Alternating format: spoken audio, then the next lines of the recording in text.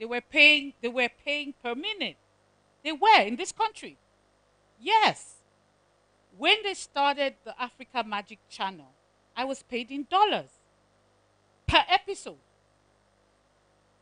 They made calendars to promote us. They called us for photo shoots and all of that. Now, essentially, what am I saying? It's easy to point fingers. But every time you point, several should face you. We need to ask ourselves very important questions. Um, when I started Rave TV, I actually had 50 million for commissioning and buying content.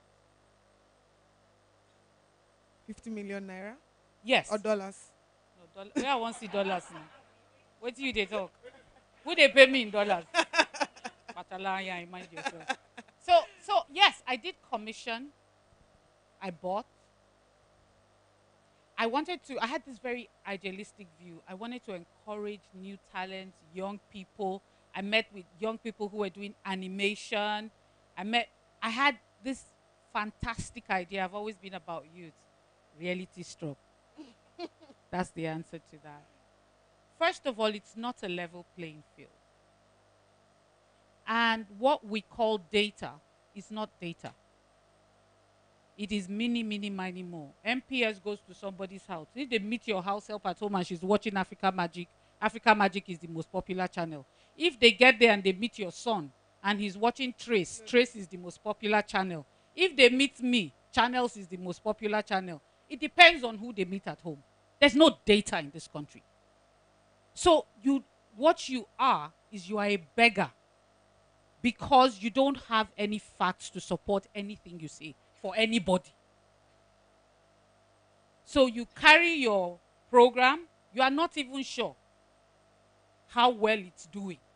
Anybody who tells you is supposing. When they tell you 1 billion people watch the Super Bowl, they have data. And so they can price it. You cannot price anything here. When the advertiser asks you for data, what will you say?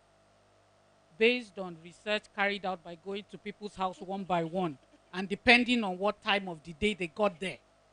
So they did not meet me at home because I don't get home, and they got there at 2 o'clock and it's my house help there. And they saw her watching Africa Magic Yoruba and they decided that my entire household watches of 8 people watches Africa. Meanwhile, I don't even know what channel that is.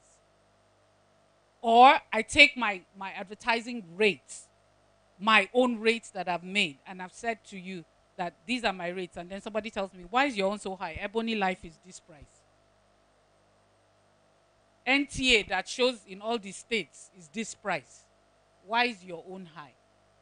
Nobody asks you about production cost. Nobody asks you any questions apart from what is your, and you can't even justify it. So you see, there's no template by which we operate. The environment right now is very, I'm looking for the right word. Hostile? It's not even hostile. It's not organized. There's no organization. There's nothing. So no matter how much I think clinic matters, guess what? When it comes on my channel, I have to make money.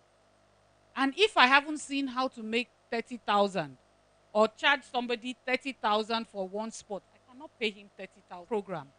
Guess what? When it comes on my channel, I have to make money. And if I haven't seen how to make 30,000 or charge somebody 30,000 for one spot, I cannot pay him 30,000. Because where do I get the cost to continue? Where? I think it's a brilliant program. But guess what? His clinic matters at the very most is 1 hour. I still have 23 hours to fill. The broadcaster affects the content provider. Thank you very much. Thank And you. that is where I'm going to stop it for Thank now. you. So I see this is a complete ecosystem that doesn't just start and end with the producers. A lot of times we think it's just all about the producers. No. The broadcasters also, like Heidi was telling the producers, see your content as a product, as a go-to market product. So if you approach it like that, what's the unique selling points and value proposition? Do you have because a lot I work with a lot of producers. All of you here, most of you I work with you, I've worked with you in the past, and you know that um, most times producers are not really business people. It's not. You should understand. I'm coming from the perspective of saying that we all must understand what and where we're supposed to do. I don't think I'm a creative person. I don't think I understand production. That's the truth. I'm a business person. So it's important for us to understand these things because if as a creative person you are driven by your passion, oh, I love this genre. I love comedy. Okay? That should not influence your decision to produce. Your decision to produce should be most times producers are not really business people. It's not you should understand I'm coming from the perspective of saying that we all must understand what and where we're supposed to do. I don't think I'm a creative person. I don't think I understand production. That's the truth. I'm a business person. So it's important for us to understand these things because if as a creator, oh, I love this genre. I love comedy. Okay? That should not influence your decision to produce. Your decision to produce should be driven by demand. That there is a demand for this. But most times producers come to you and they say, "Oh, I just did a talk show." And I'm asking, "For who? Who did you make it for? What why?" Here, like Agatha said, there's just so much. I agree, so much confusion in the industry. We are not.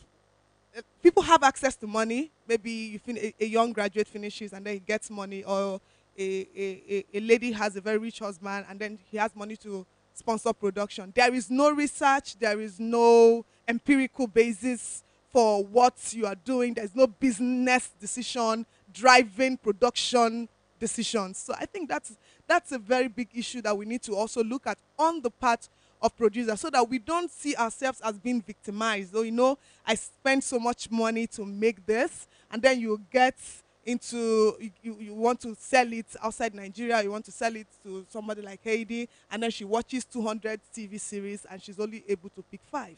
My question is, why, as a producer, I'll ask myself, why am I not among the five? Why am I not among the five? Yes, you're all together as producers, but in a way, you're also competition. Because if I need to buy 10 series and I want to go for the best 10, then you have to make sure that your 10, your own series is among the best that will be selected. So I think that is it's very important for us to see also that we need to face the reality. I hear you, Agatha, on not having research, not having what influences decision on advert. I think the advertising bait is another discussion for another day. Right now, we are looking at content, how producers can begin to make money, how producers can begin to monetize their content. Now, Paul, I want to ask you, what opportunities do you see outside of Nigeria for independent producers? You travel a lot. You go to, if there's anybody here, you've gone to Kenya, you've gone to South Africa, you've gone to France, you've gone to US. Why are you jumping from one market to another? Because I'm a businessman. I'm jumping from one market to the because I'm a businessman. So you need to tell us how much that has affected your business. Has it been worth, the investments? Because it takes a lot of money to buy your flight tickets, to pay for registration, to pay for hotel. In the past 5 years, of course, it's more than 5 years. But how can you say that this aspect, has influenced the kind of revenue, the money you have made over time for your business? And I'm sure you're also speaking for some other producers who have been monetizing their content through licensing outside of Nigeria. And let me also quickly add, Clinic Matters was dubbed into French, if I understand, And Swahili. and Swahili. So just give us a brief understanding of that aspect of your business. Okay. It goes back to what you said earlier that majority of us are not businessmen. I don't totally agree. We're businessmen. I'll tell you some. Let me give you an example. I've listened to what co-panelists have said about doing research before production. Truth is, many of us do that. I'll give us an example. People say I'm successful with my distribution, but they don't know that once or twice I've, encountered some challenges. I'm not going to mention the name. To last year, this cup, I had a meeting with a brand that we would say was going to compete with the likes of DSTV. All right. I had a meeting with the programs manager, and she told me the kind of channels they were setting up. Now, I looked at one. I saw that this thing has something for women. It was this, the brand is for women. And I said, look, okay, this is what I do. Of course, everybody, when the moment I mentioned Clinic Matters, she knows, okay. But I said, now, this is not Clinic Matters. I want to do a talk show, something for women. This is what it's going to look like. And believe me, as we discussed, she said, fantastic. Do it and send an episode to me. I came back home. I don't produce talk shows, but I'm a businessman. But see, as I speak with you, I have not been able to monetize that Now content. tell us about the ones you've monetized. Now, question. Yes, there was something I realized early enough. I started production in 1990, 2000. Yes, I started in 2000. That was my first production, but somehow the production failed. And then I think 2002, I decided to go into distribution. I left production. I couldn't produce again because there was no money to produce. So I know I had a couple of people who had production. So I started helping people sell content. I was one of the early people who was also supplied content to African Magic. But there was something about me. I was always ahead. What do I mean by being ahead? The moment we started supply, some people were supplying content to African Magic before I came on board. But as soon as I came on board, I knew that, look, if they were giving these people 1 million naira business, because I am on board, that business will drop. And definitely I knew that tomorrow some other people will come to also share from the same market. So I decided to look outside. I started trying to talk to stations outside, and I discovered there were Outside Lagos or outside outside? Nigeria. Okay. Outside Nigeria, I discovered that there were other channels who were interested in buying African content, even though it wasn't possible. And I did experiment. I got content from a couple of people, a couple of producers here, tried to sell, many failed.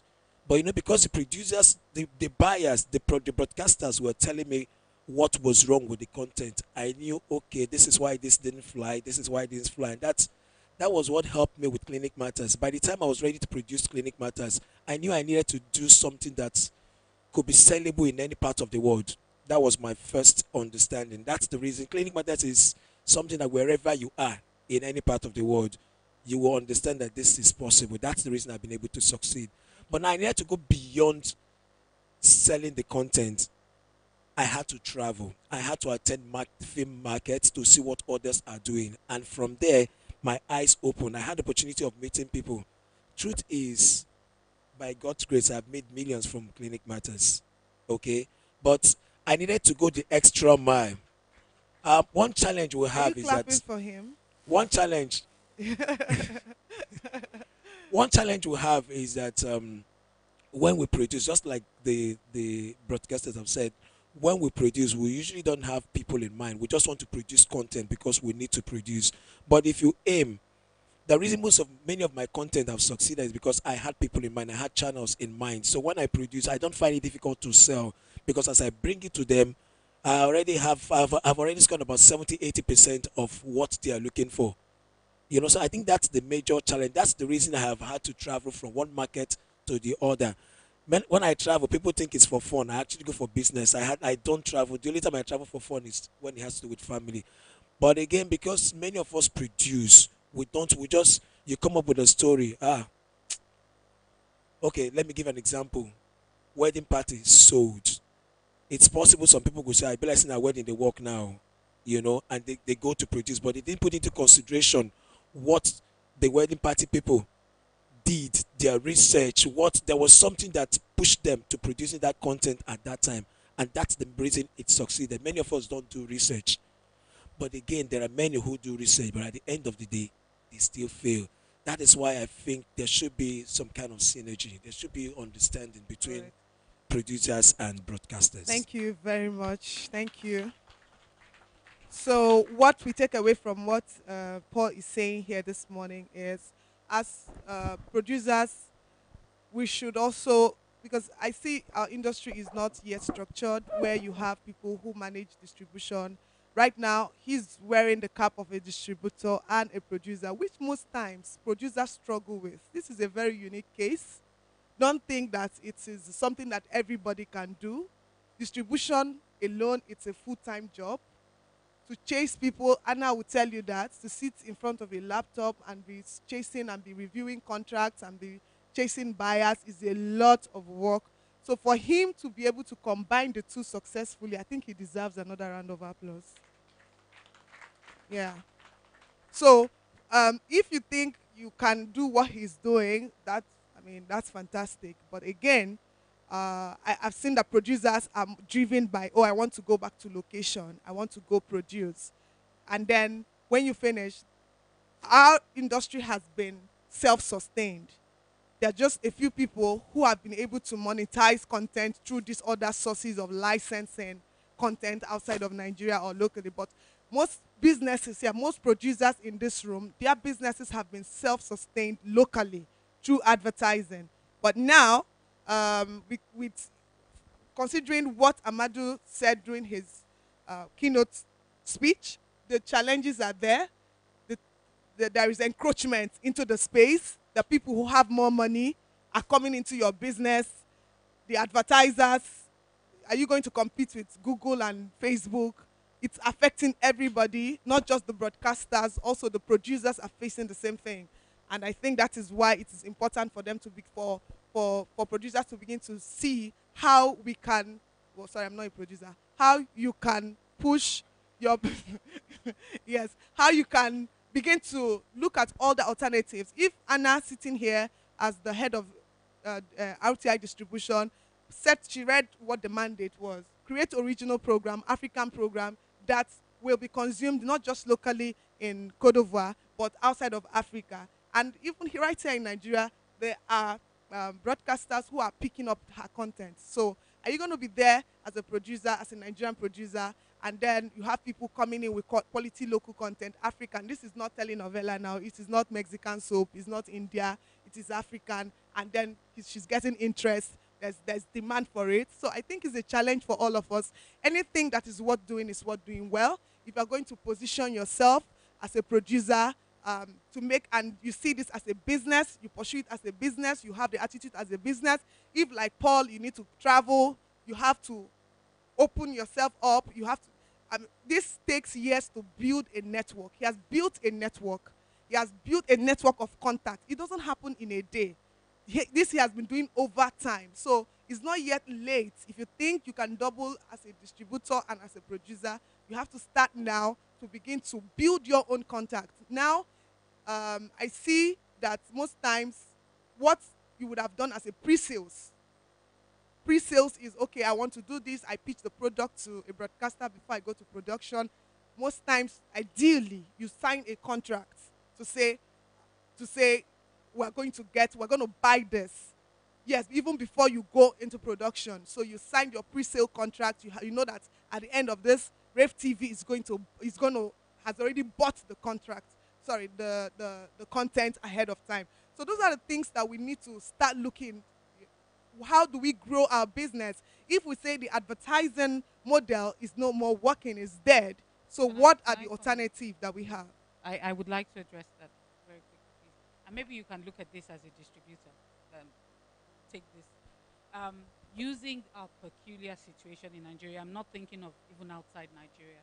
Nigeria has one of the largest number of television stations in Africa.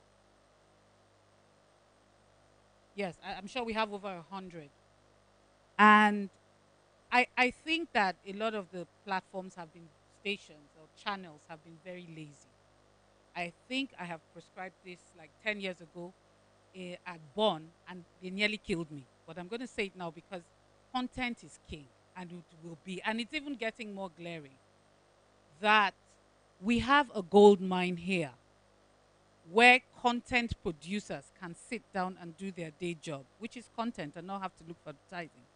And we have an organization called Bond, which has both state and independent, including cable operators now. If as a body there can be some synergy, let me just use a small instance. Let's say they want to buy drama. I don't like using drama because it looks like that everybody is going to say drama. Let's say they want to buy a feature, maybe a health program, and Jibe has Health Monitor. Somebody else has Health Matters. And there's a catalog. And I go to Bond and say, I don't want you to buy as LTV or as RSTV or as, I want Bond from their funding or whatever it is they come up with. That would be their own problem. Let's say Bond agrees that for every health program, we're going to pay you 50,000 naira. Just taking that as a situation. And 10 channels, broadcast channels, pick that health program. What comes to the content owner is 500,000 per episode. Just at 50, let's even call it 10,000. And 50 people pick that from the over 100 channels. What happens is that you allow the content producer stick with their day job. That way, they don't even have any business with advertisers. Advertisers can deal directly with the channels, and they can be held to ransom. Then we can talk quality. Because if the content owner doesn't get her program or his program picked, he has to go back to the drawing board. Can I say something? Yes. This? Are you aware that these 100 channels that you have in mind with this strategy, that most of them are state-owned and they don't even have a budget? It's not for true. content? Let me halt you there. And Goge, Neka, do you know that they do have, but they don't use it? They have a budget. Every single one, including federal. All of them have. I say this from a position of authority. All of them have budgets. All. And the private federal ones? How about the private ones? Let me tell you, the truth of the matter is that you must show something. Now, if I am allowed to concentrate on doing my day job of producing content, and I know that, you know what, these people are going to sit down and look through a catalog to even request for clips to show, I will put my best foot forward. That's what's going to happen. What that means is that I am going to go back and sit down and look at what kind of channels I want to target. I know what Ebony Life likes. I know what Rave TV likes. I know what NTA likes. NTA does not like people who wear open clothes. NTA likes hijab. Let's be real. NTA likes, so there are certain programs that as soon as I put them out there, I know that NTA will never touch it. So you must know. Look, these things are not rocket science. If I know, for instance, that I am targeting a youth platform, I should know what to produce. So even as I put my content in that catalog, I have a vague idea of the people I am targeting. So I must know that, you know what, from all these 150, except it is an epic or something, 1, 2, 3, 4, 5, 6 are already out of it. If it is not a feature or something, count out channels. They don't do drama. They don't do musical. Do you understand? Yes. If it is sports, I know who. So there is a template. All these things are already known. What we need is to organize ourselves and actually make a presentation and maybe have a distributor do it so that it can be done professionally. And I think that even within this country, I say it all the time, Nigeria doesn't need outsiders to create millionaires.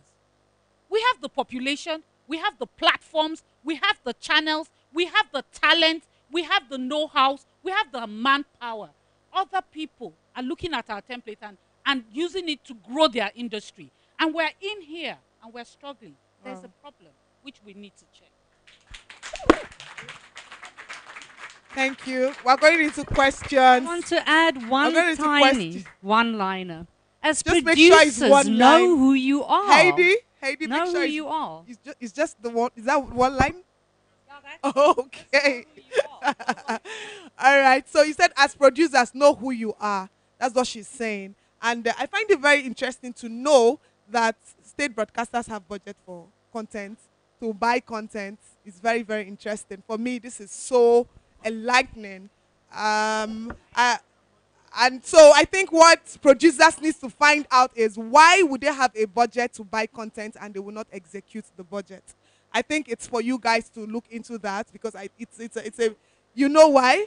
Okay. And then and if you know why they are not executing budgets, are you also making attempts to see them fix it and do the right thing? Okay. All right. Great. Okay.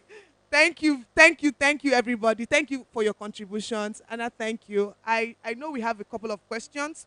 We'll just take few questions, and then we'll go on tea break before we come back for the next session. So question time. Okay. Please, can somebody come take the mic?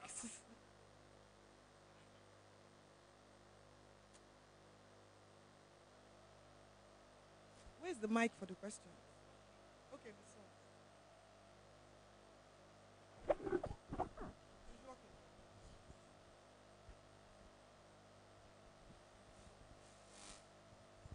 Please, we need a mic for questions, please. The mic is here. Good morning. My name is Neka. I work with Goge Africa. I'll ask my question, but I'd like to say something that might be an addition. You want me to stand up? Okay, the best thing that happened to Goge Africa and myself and my partner is we started the program on a shoestring budget. We didn't have money. And that was the big blessing we had from day one. So like Agatha said, we decided we can't afford airtime, and we never did pay airtime. Number two was, we decided also that each production has to be paid for from the onset. It's not a drama and it's not a home video. It's just a travel show. So for any time Goge Africa is shown on any station, my pocket didn't have to bleed. But initially, for the first 1 year, yes, it had to, until we made our mark. So when I had to go to Uganda with my crew, for instance, the government is inviting me to come. So they are paying for, at least, if not for anything, the production. I still have the question of, how do I begin to monetize it more to make more money? But if I'm not paying for the production and I'm not paying for airtime, my viewers are enjoying for free. So we decided that our own research will be to write out to people that are interested in culture and tourism promotion of their country, or you have a local festival. I go out to the emir. I make him understand the essence of putting it on TV to project and promote tourism in his emirates. And that has worked for us. That's why we've been on air for 20 years, next year. And I think that beyond what we've done to sustain our brand, that's our own model. Beyond what we've done, I think it's about time producers have a conversation, perhaps with broadcasters. Is that you? I didn't know you're still there. Okay. So, and this conversation should be around finding a model for ourselves. And I don't think it will be fair for you're doing it this way, I'm doing it that way. There'll be that confusion in the industry. I know in America they have people that distribute. They have a name for it, I forgot it. Syndicators, yes. A syndicator will give you money, you go produce, he syndicates. That's their model. We don't have to follow that. But if we have a conversation around what Agatha has said and what we've all been saying, we find out how do we monetize our content even before we start producing. If I were to produce a movie today, if I'm shooting it in Lagos State, somebody has to be part of it. I'll go to that local government. I'll look for the local government chairman. I'll tell them what I'm doing and why I'm doing it and how it will benefit them. Then for the brands I'll use in that production, they have to come on board. Even if it's kobo, at the end of the day, you won't have to bring your money, produce, go again and give AIT money to show it. That's not fair on us. That's why a lot of us are poor, including me. Yeah, I mean, I could have done better if I was somewhere else. So I don't know if I'm asking a question or if I'm making a point that we should all think, you know.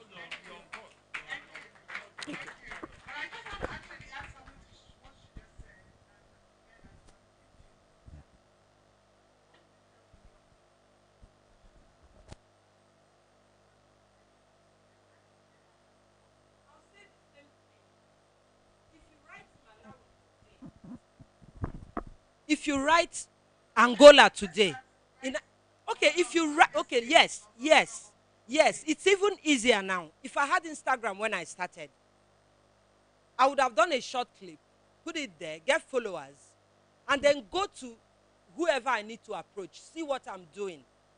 My focus is on your state or Nike Lake. Who is managing it? My focus, let me do you 6 series. Let me do you this. It's a lot of hard work. Many people will not listen to you, but some will listen to you. After all, when Go Get Africa started, the first thing they told us is fetish. The very first person I went to said it's very fetish. Why would they take on something like this? Then the next person said the production is too high. Excuse me.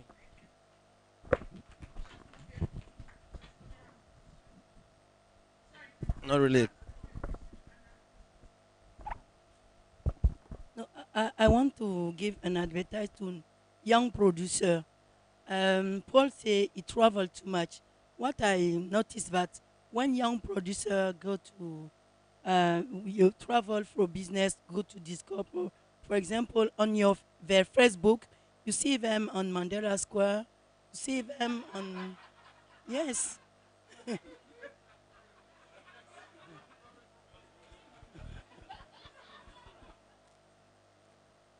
Why I'm talking about this? Because why I'm talking about this? Because when a young producer come to see me to talk me about his work, what he's do, I go to Google it. I Google him to see what he do, how we use this new method of communication because internet make things easy. She say, if you have what you do, you put it on your Facebook page, on your YouTube channel, and if I saw that you have many viewers, I will say, okay, you don't have data, but these viewers can make me appreciate how people like your program. It's one of the advertise I want to give them. The second is for hold. Um, in the past, you used to write letter for the CEO of the channel. You never have answers and other things. But he said you have to invest now in a kind of event. When you go, you are sure you have the objective of going. You pay your pass, you pay your invitation, but you never have agenda. You don't have. You go when you arrive. You see them with attaché case. They are they are running and come when you are free. Okay, I want to talk about my program. No, I have only 20 minutes um, for discussion with producer, but we date our our meeting before. So you have to organize, you have to be organized, and you have to anticipate, know the tendencies, and know what the vision of the channel at this moment.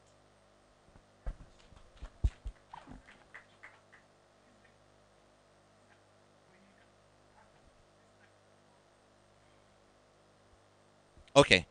Good afternoon. My name is Charles Novia. I'm a producer. But I think I have a couple of comments. I think the most important thing that we should realize is that the space is open all the time for new entrants, and the content industry, as it were, is going to be the foundation of everything that we are discussing here and what we've been discussing for the past. But if you can see the future in between now and the next 5 years is content, and African content too, especially. Um, in as much as we've been painting pictures of hurdles and obstacles, there are also roses and flowers you can see on the horizon.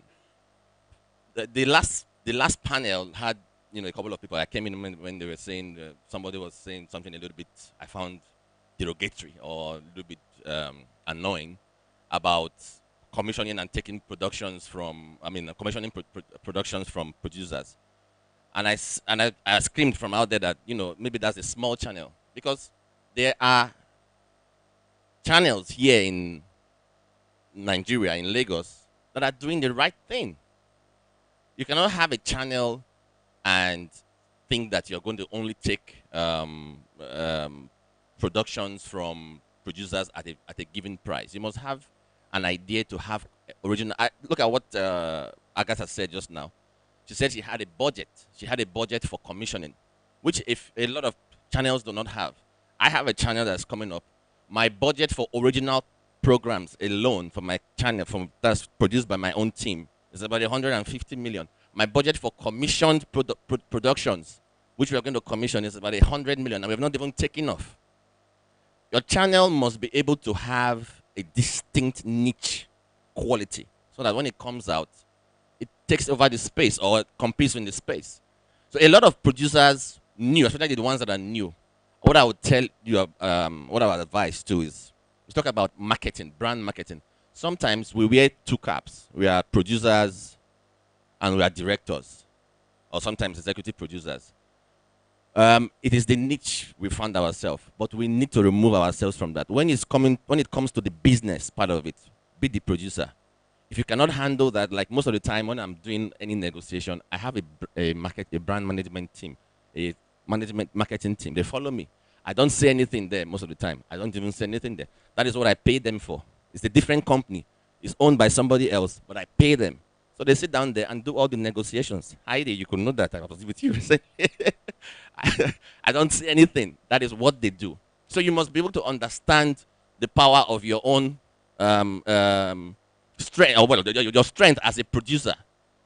You're a business person. If you cannot handle the business, get somebody else to do it for you.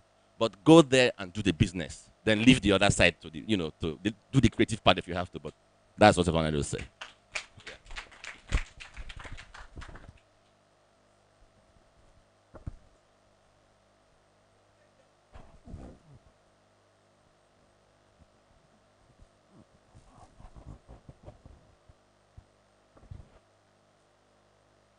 Good afternoon, everyone. My name is Finn Gambo. I'm a director and CEO at Click Media. My own contribution is that as a young entrant into the industry, I just got into Nollywood like 2 years ago. I'm 20, and I have a lot of concerns and fears. As a director, I really want to focus on creating good content because over and over again, we've emphasized that content is king. But the industry is wired in such a way that we as directors are not allowed to focus on that because of one single thing which I've noticed is trust. I worked on independent projects. I worked on projects that are run by studios, and you see these projects make millions, and you as a director go with peanuts. So how is that sustainable for when I start having kids, when I have to send people to school and everything? How's that sustainable? And you bring on a producer, even on an independent project, they rip you off financially if you get. But so all those, I've been on projects like that. There's sometimes where on set you're not paid, so it starts affecting your psychic, and it starts affecting the creative process. So is there a way that we can protect the interests of the creatives and let them create good content that we want? Thank you. Sorry, who were you directing your question to? No, I was just saying generally. Is it a Yeah. comment Yeah, or it's more of a content, yes. one line, please?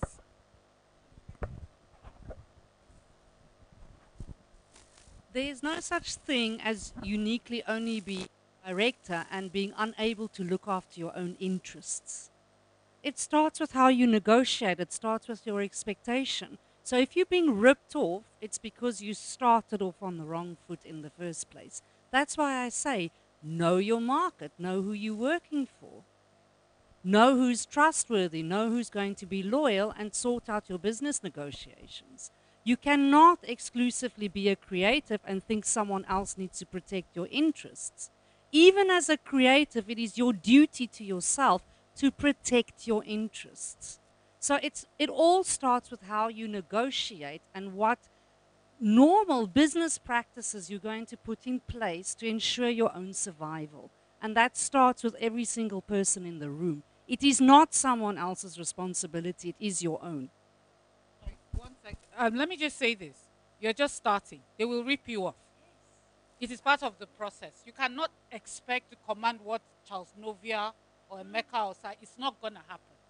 Every time something happens, you learn a new lesson until you get to that point where you can call the shots.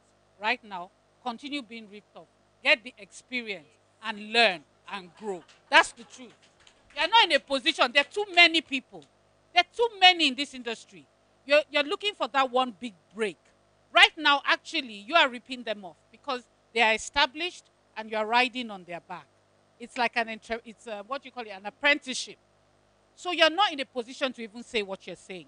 If you came to me and you wanted to work for me, you are nobody.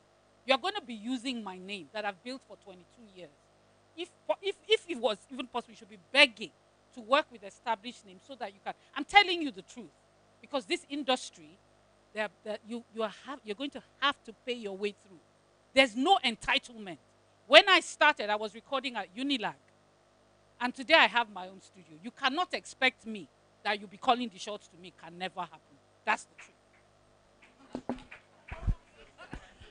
Okay. And we try. Okay. Ijoma. Ijoma. Excuse me. Hello, hello, hello. And we try to give. Okay.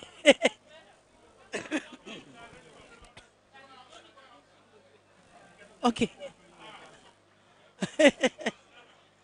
Sure. Don't don't be disturbed. Excuse me. Don't be disturbed. I think she gave you.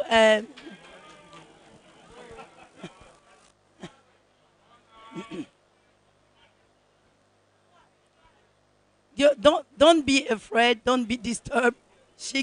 They give you good advice. You don't have to work alone in this in our how do you say in our industry, because what we saw, they are producer, they are distributor, they are writer, they are character. You want to do all the thing only by yourself. You never arrived. Try to see, try to follow, try to go near those who have experience. Try accept that to learn with them. Even you have the better idea, you think that your film will go to Hollywood, everything you have to learn, you have to be to grow and accept to be with the others. Um, my name is Uzodima Okwechi, and Agatha, let me congratulate you for what you're doing, hitting the nail on the head. I want to argue this morning that it's not king, but quality content is.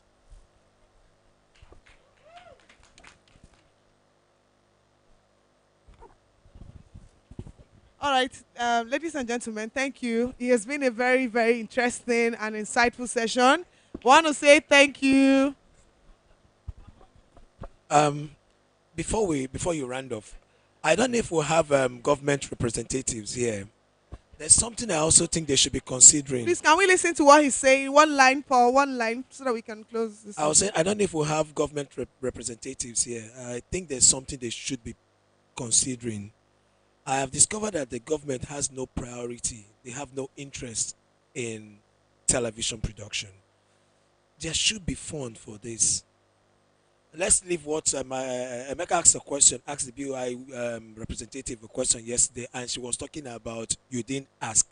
The truth is, you don't need that thing. Doesn't that phone doesn't need to be hidden? It has to be open. It has to be something that even this young man who has just come in should be aware of, that he can access if he wants. I said it. He said you said you're about 20, right? I said about that age. When I did outrageous, I was about that age. Okay, and I know I paid my dues to get to where I am, so everything they have told you is the truth. But the thing is, the government should put into consideration, if we have representatives here, there should be fun for local content. There should be Hopefully fun, they are watching. We are streaming live. you know. So, Maybe even if they are there not should here. be, so that people, even the young filmmakers, can access these things. Thank you. Thank you very much. Thank you. Thank you so much. A round of applause for our panelists. And we want to say thank you.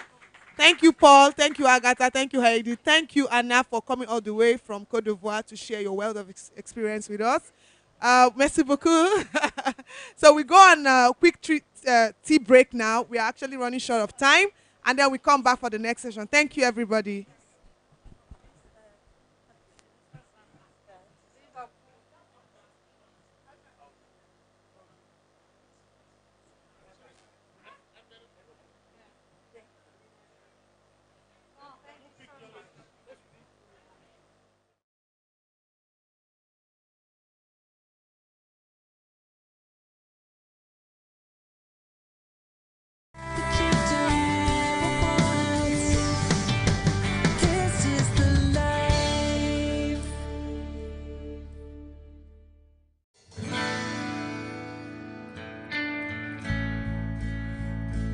This is the life. This is the place you wanna go.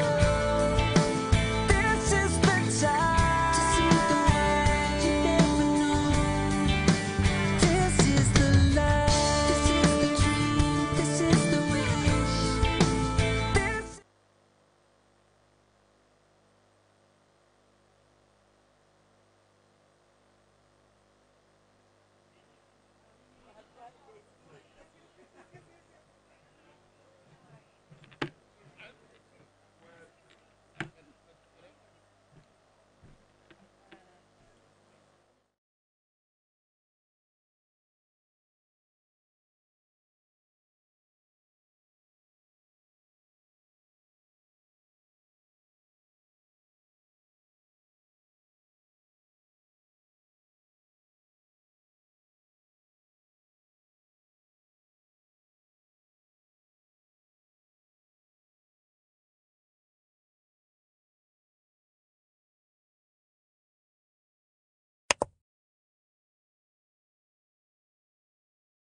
is the chance that you don't want.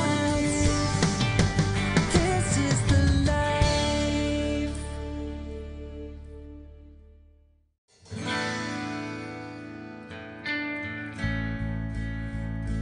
This is the life. This is the place you wanna go. This is the time to see the world you never know. This is the life. This is the dream. This is the wish. This is the chance that you don't want. This is the life. This is the life.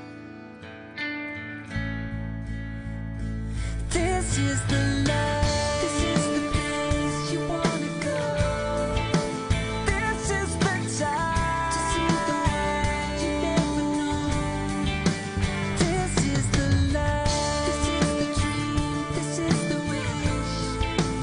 This is the chance that you don't want.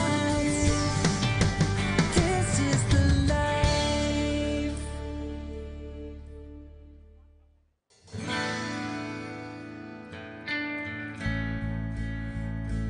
This is the life. This is the place you wanna go. This is the time to see the world you never know. This is the life. This is the dream. This is the wish. This is the chance that you don't want.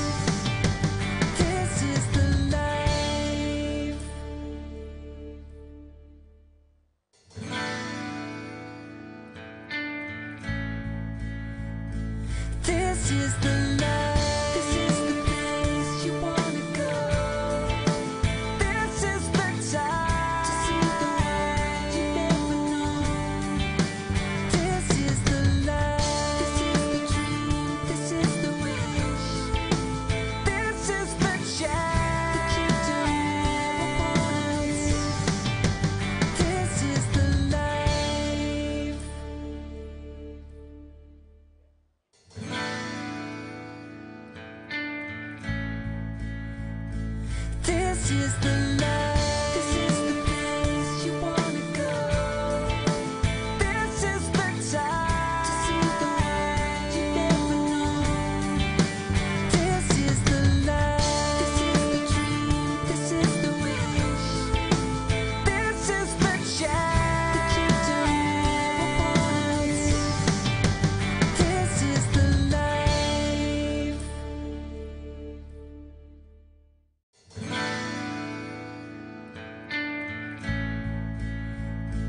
This is the life. This is the place you wanna go. This is the time to see the world you never known. This is the life. This is the dream. This is the wish. This is the chance that you don't want. This is the life.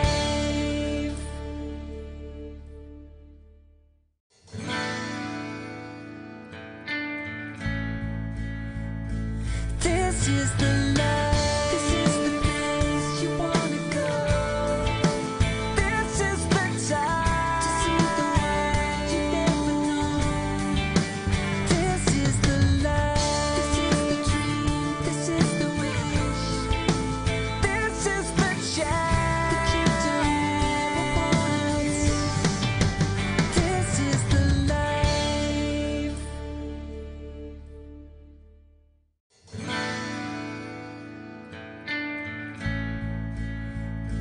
This is the life. This is the place you wanna go. This is the time to see the world you never known. This is the life. This is the dream. This is the wish. This is the chance that you don't want. This is the life.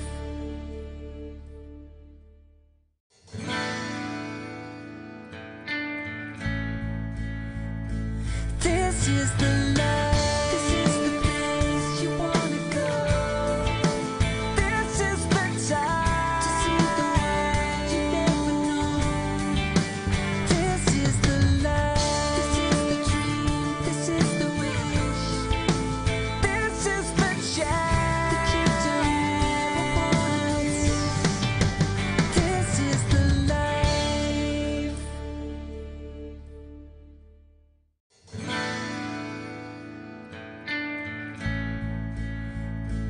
This is the life. This is the place you wanna go. This is the time to see the world you never known.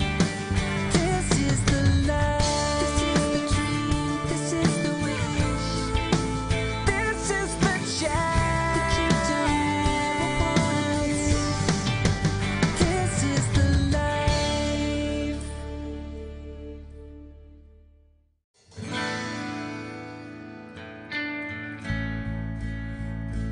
This is the life. This is the place you wanna go. This is the time to see the world you never known. This is the life. This is the dream. This is the wish. This is the chance that you don't want.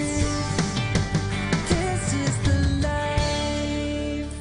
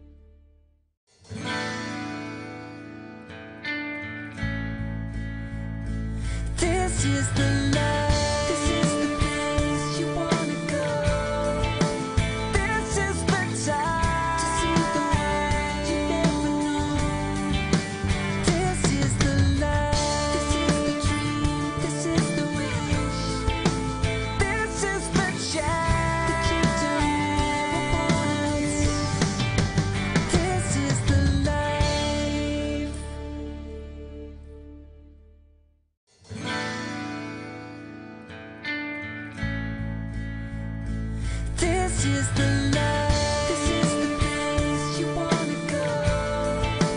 This is the time to see the world you never known. This is the life. This is the dream. This is the wish. This is the chance that you don't want. This is the life.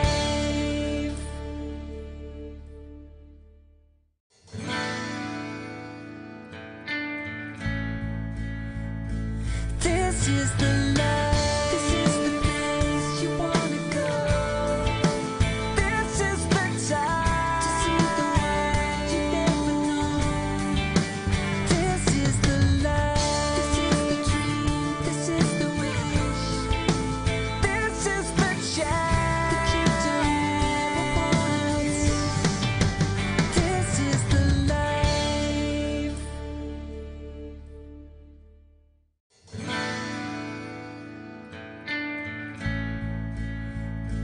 This is the life. This is the place you wanna go. This is the time to see the world you never known.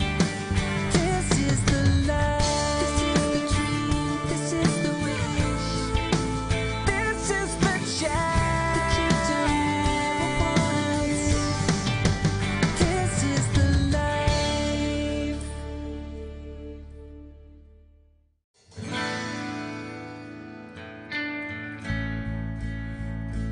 This is the life. This is the place you wanna go. This is the time to see the world you never known. This is the life. This is the dream. This is the wish. This is the chance that you don't want. This is the life.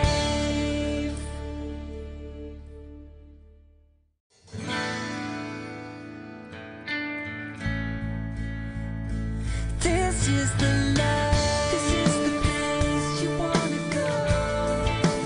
This is the time to see the world you never known. This is the life. This is the dream. This is the wish.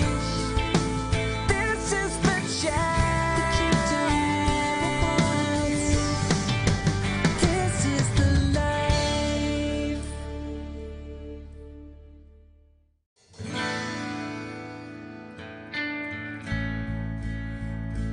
This is the life. This is the place you wanna go.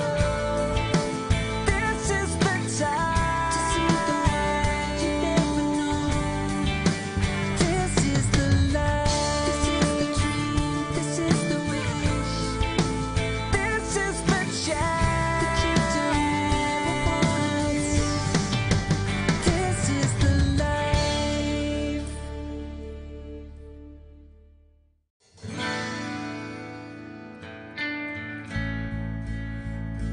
This is the life. This is the place you wanna go.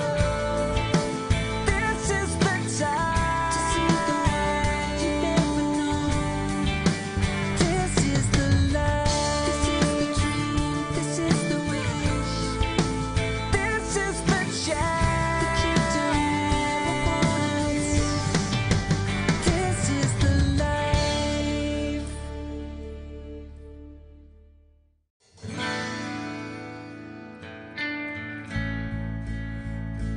This is the life. This is the place you wanna go.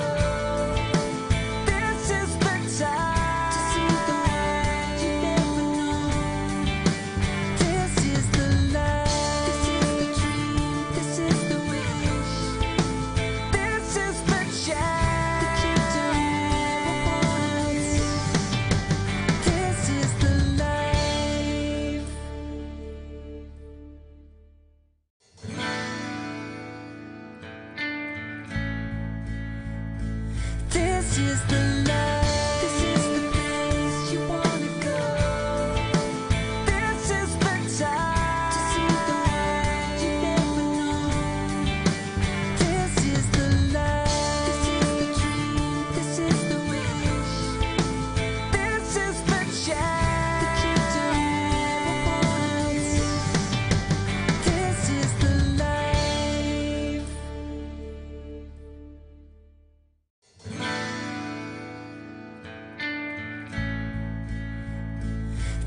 is the life. This is the place you wanna go. This is the time to see the world you never known. This is the life. This is the dream. This is the wish. This is the chance to keep doing once. This is the life.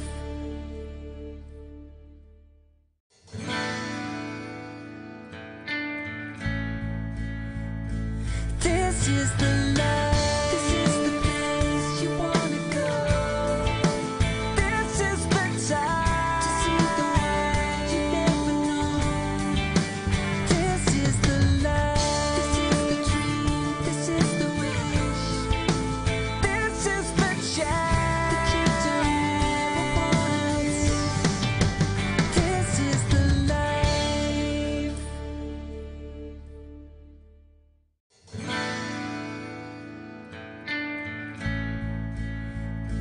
This is the life. This is the place you wanna go. This is the time to see the world you never known. This is the life. This is the dream. This is the wish. This is the chance to keep doing once. This is the life.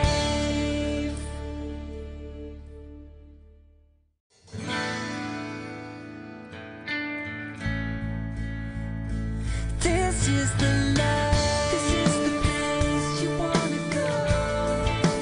This is the time to see the world you never known.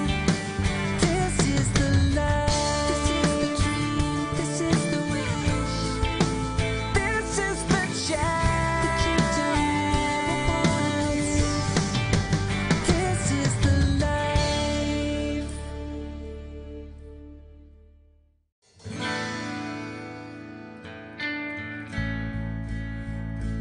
This is the life. This is the place you wanna go. This is the time to see the world you never known. This is the life. This is the dream. This is the wish. This is the chance to keep doing once. This is the life.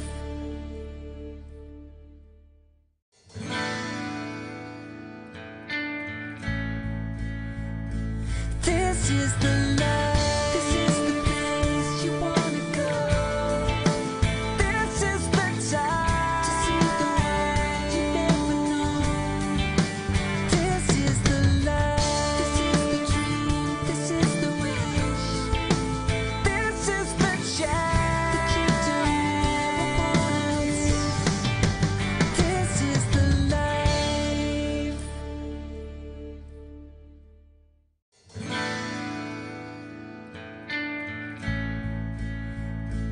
This is the life. This is the place you wanna go. This is the time to see the world you never known. This is the life. This is the dream. This is the wish. This is the chance to keep doing once. This is the life.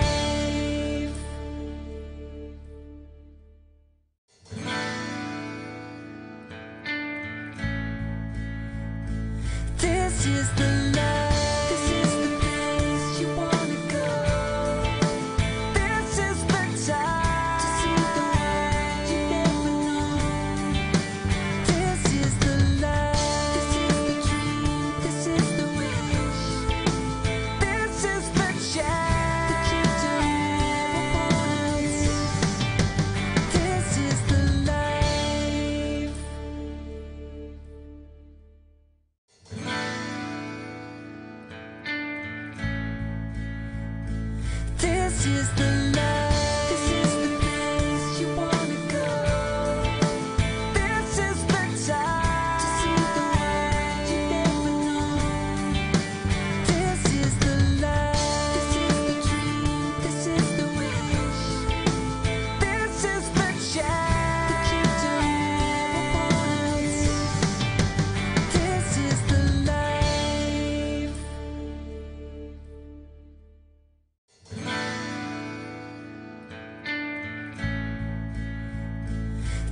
This is the life. This is the place you wanna go. This is the time to see the world you never known. This is the life. This is the dream. This is the wish. This is the chance that you don't want. This is the life.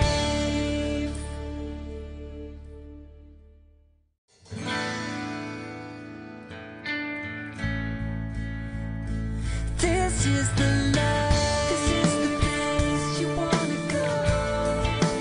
This is the time to see the world you never known. This is the life. This is the dream. This is the wish. This is the chance that you don't want. This is the life.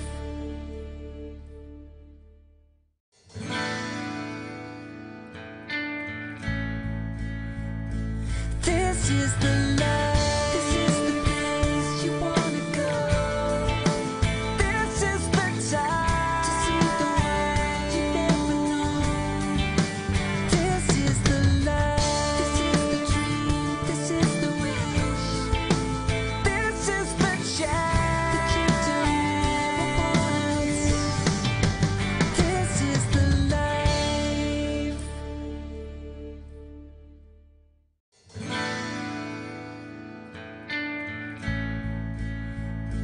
This is the life. This is the place you wanna go. This is the time to see the world you never known. This is the life. This is the dream. This is the wish. This is the chance that you don't want. This is the life.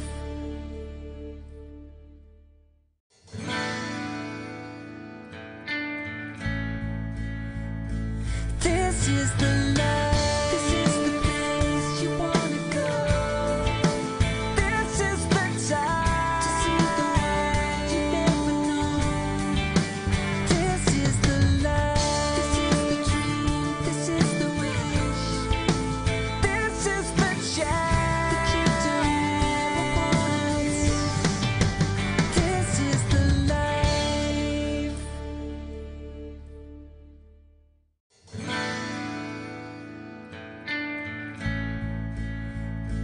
This is the life. This is the place you wanna go. This is the time to see the world you never known. This is the life. This is the dream. This is the wish. This is the chance that you don't want. This is the life.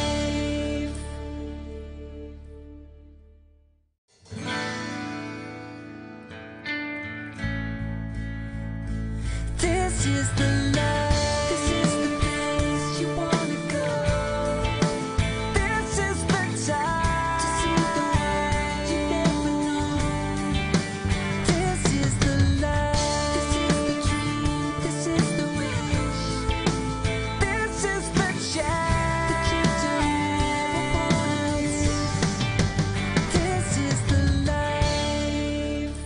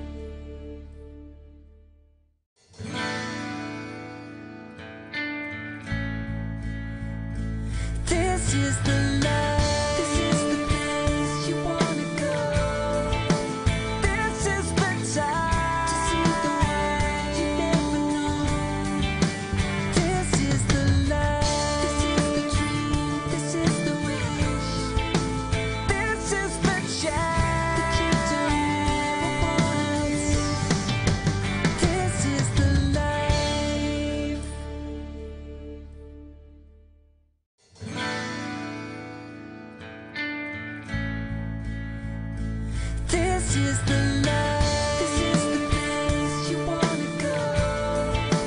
This is the time to see the world you never known.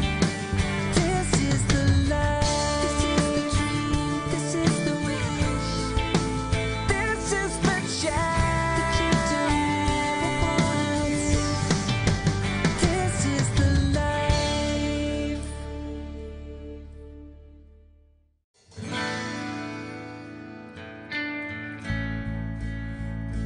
This is the life. This is the place you wanna go. This is the time to see the world you never known. This is the life. This is the dream. This is the wish. This is the chance that you don't want. This is the life.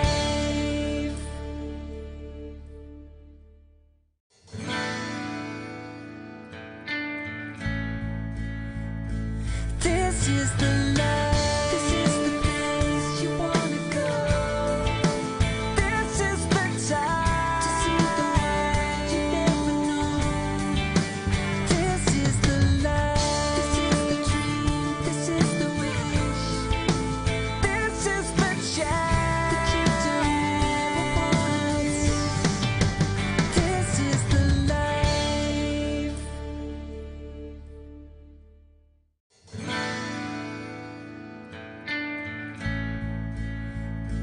This is the life. This is the place you wanna go. This is the time to see the world you never known. This is the life. This is the dream. This is the wish. This is the chance that you don't want. This is the life.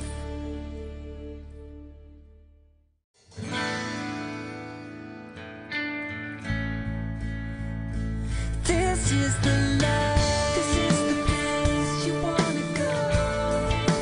This is the time to see the world you never known. This is the life. This is the dream. This is the wish. This is the chance that you don't want. This is the life.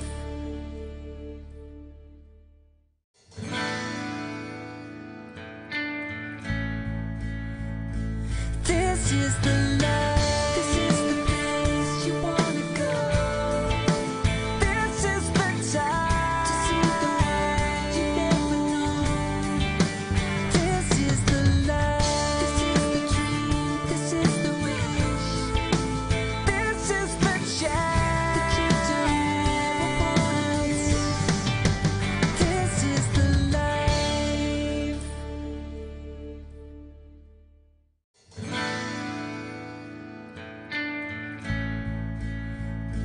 This is the life. This is the place you wanna go. This is the time to see the world you never known. This is the life. This is the dream. This is the wish. This is the chance that you don't want. This is the life.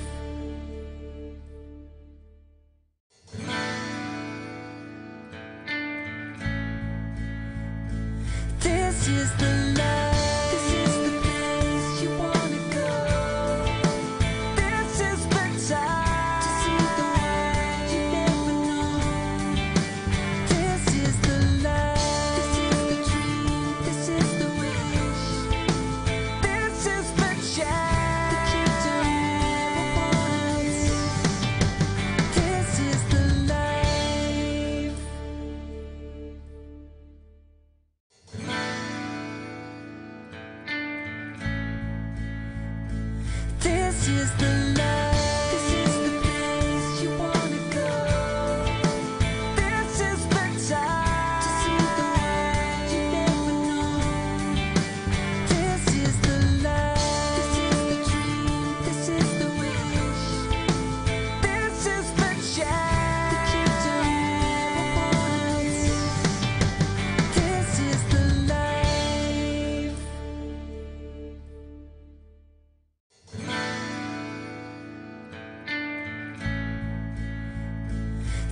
This is the life. This is the place you wanna go. This is the time to see the world you never known. This is the life. This is the dream. This is the wish. This is the chance that you don't ever want. This is the life.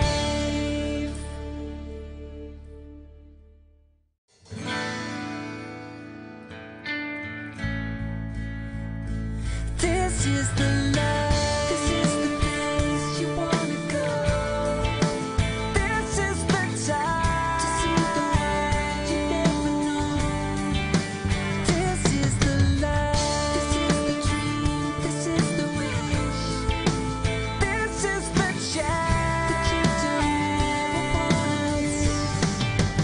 This is the life.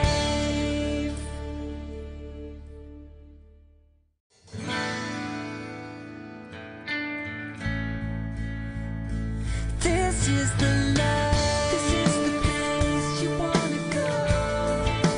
This is the time to see the world you never known. This is the life. This is the dream. This is the wish. This is the chance that you don't ever want. This is the life.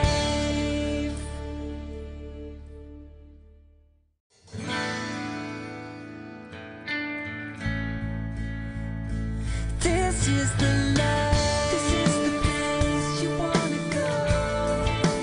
This is the time to see the world you never known. This is the life. This is the dream. This is the wish.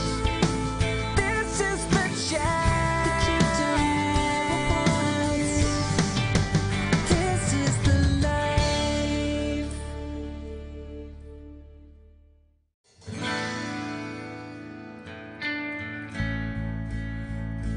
This is the life. This is the place you wanna go. This is the time to see the world you never known. This is the life. This is the dream. This is the wish. This is the chance that you don't ever want. This is the life.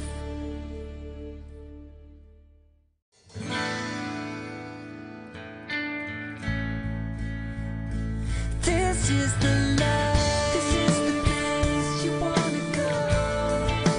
This is the time to see the world you never known.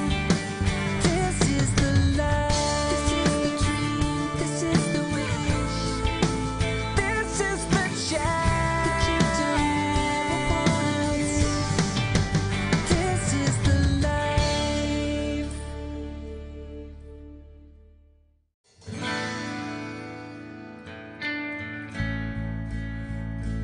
This is the life. This is the place you wanna go. This is the time to see the world you never known. This is the life. This is the dream. This is the wish. This is the chance that you don't ever want. This is the life.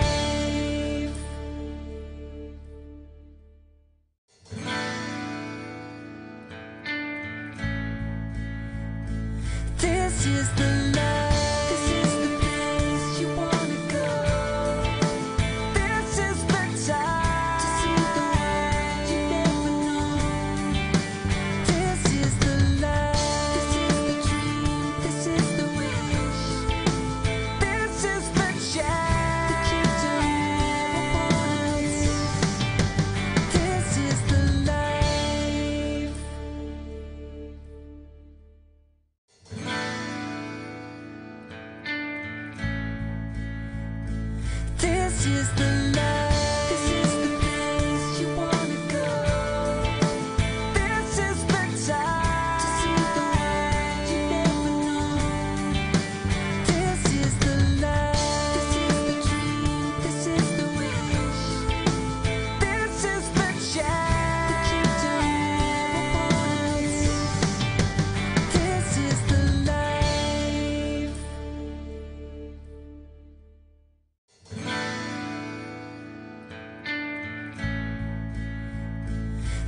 This is the life. This is the place you wanna go.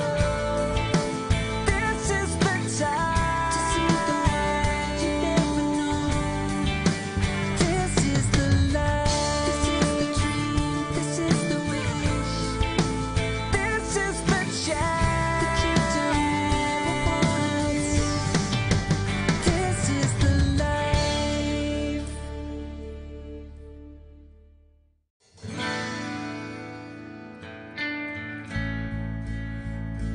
This is the life. This is the place you wanna go. This is the time to see the world you never known. This is the life. This is the dream. This is the wish.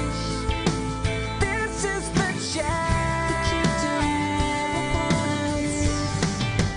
This is the life.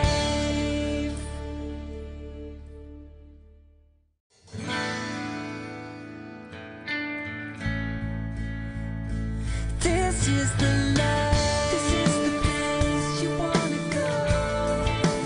This is the time to see the world you never known. This is the life. This is the dream. This is the wish. This is the chance that you don't want. This is the life.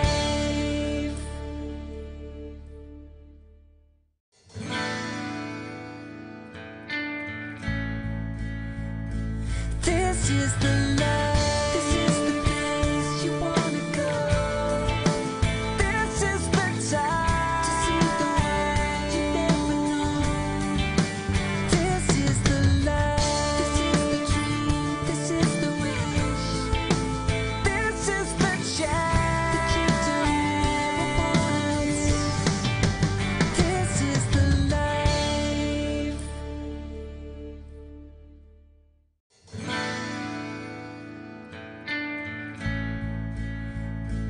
This is the life. This is the place you wanna go. This is the time to see the world you never known. This is the life. This is the dream. This is the wish. This is the chance that you don't want. This is the life.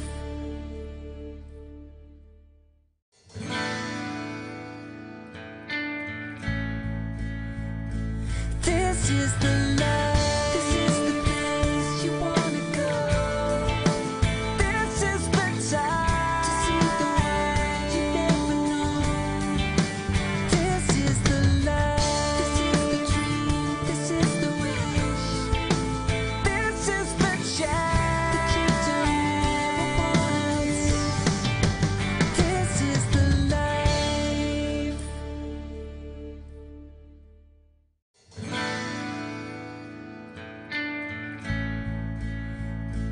This is the life. This is the place you wanna go. This is the time to see the world you never known. This is the life. This is the dream. This is the wish. This is the chance that you don't want. This is the life.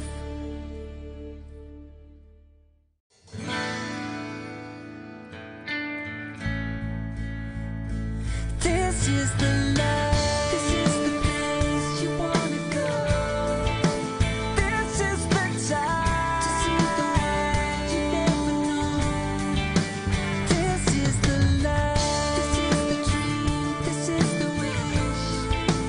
This is the chance that you don't want. This is the life.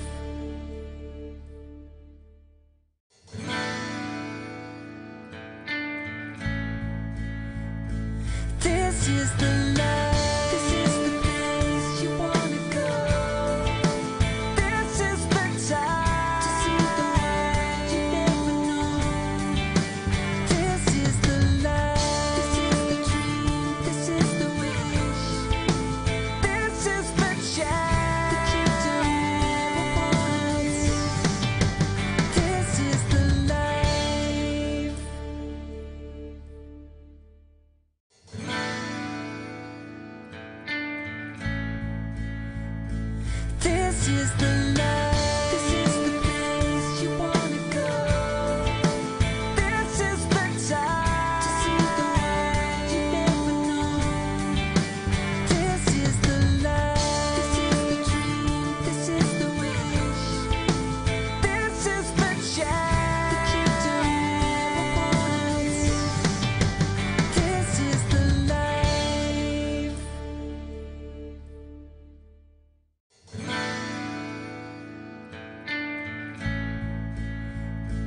This is the life. This is the place you wanna go. This is the time to see the world you never known. This is the life. This is the dream. This is the wish. This is the chance that you don't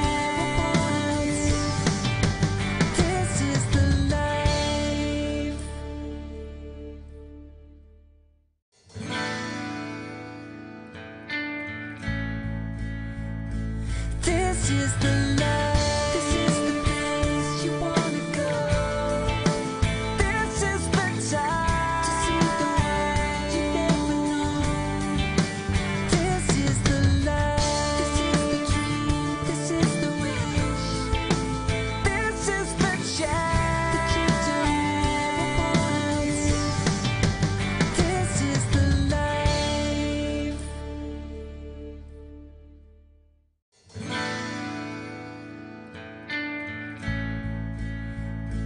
This is the life. This is the place you wanna go. This is the time to see the world you never known. This is the life. This is the dream. This is the wish. This is the chance that you don't want. This is the life. This is the life. This is the place you wanna go. This is the time to see the world you never known. This is the life. This is the dream. This is the wish. This is the chance that you don't want. This is the life. This is the life. This is the place you wanna go.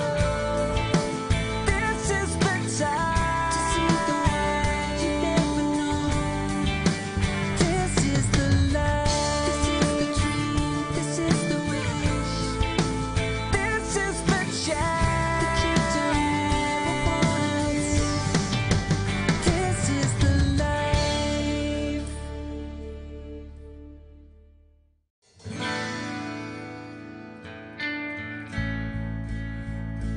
This is the life. This is the place you wanna go. This is the time to see the world you never known.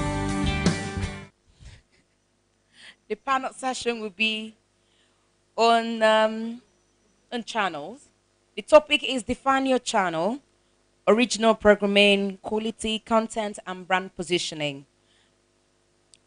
To discuss on this, we have Tosin Dokpesi of AIT, Gerard Murray Bruce of Silverbet TV, Agatha Matha of Rep TV, Ayonima Shaw of Hip TV, Eunice Omole of Ebony Live TV, Niti Michael of Z Entertainment, Ahmed Ahmed of Wazobia TV, and the moderator for today is Obi Asika.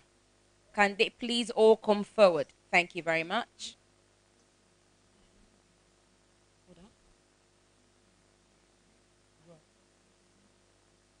Okay, I'm being told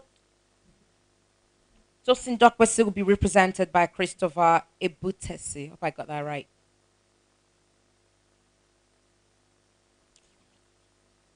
Yes, please come forward. Everybody, sorry. Silverbird, Agatha, please come forward. Is Ayonima Shaw here? Please come forward. Is Eunice here? Please come forward. Anita Michael. Okay, he's not here. All right, can Charles Noviet please come forward? Thank you. A hand of applause for everyone. Please clap for them. Thank you.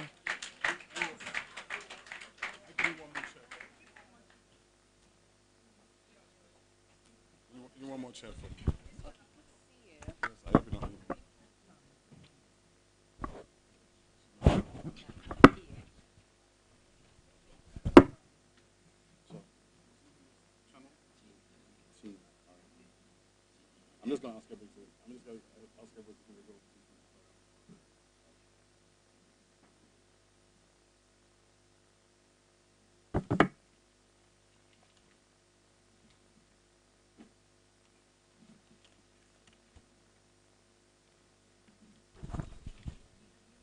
Hello. Good afternoon, everybody. Good afternoon to the panelists. Are we ready? Are the guys in the other room downstairs? Is that on the screen? Is that the other room or is this room? This is upstairs. Okay. But, no problem. Yeah, I can see. No problem. Okay, so listen. This panel is about. It's really going to be more of a conversation, I think, more of an interactive conversation, not necessarily a lot of questions. I'm going to ask each panelist to give a brief opening statement about their channel, about their channel ID, and also maybe I had actually had a conversation with Ayo before we started, and I told him I was going to make him go first. Now I see there's some ladies on stage, and I feel like ladies should always have the option. But the ladies are saying Ayo should go first, so I think that's fine. No. Ayo, sorry, man. Sorry, man. All right, so listen, in terms of, and one of the reasons I wanted Ayo to go first was because what I said to him before we started was, Ayo has had a long journey, and I think he doesn't, like many people in Nigeria, many people don't share that journey. And I think it would be great in terms of, and he's built a very strong brand, which I think is very defined in his space. So I just love him to just say a few words about that journey and about what his brand stands for and who he thinks he's talking to. There's a mic in front of you, man.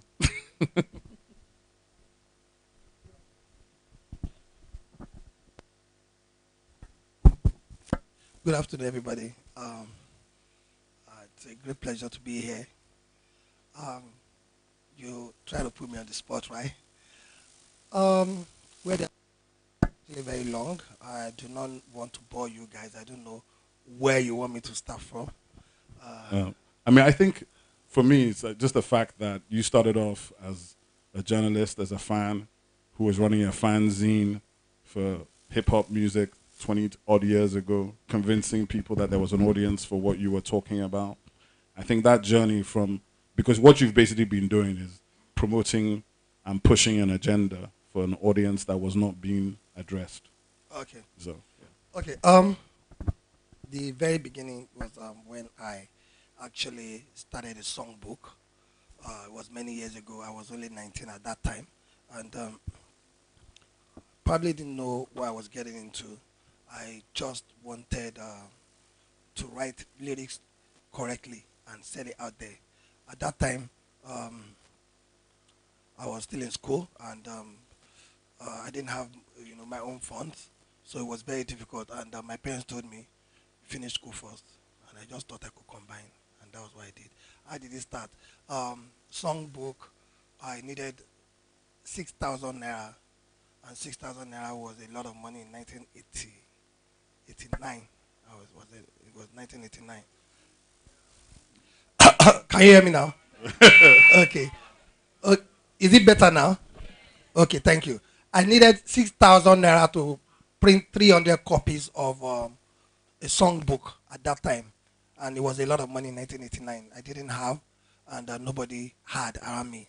So the only thing that was in my room was a music recorder, and this black and white TV 3-in-1 with small, like 3-in television. That was all I had. And that was what I gave out to someone to give me 1,000 naira. That was how I started. That was the first money I raised, 1,000 naira. That was my capital. And the guy collected, gave me 1,000 naira, and I went to the press.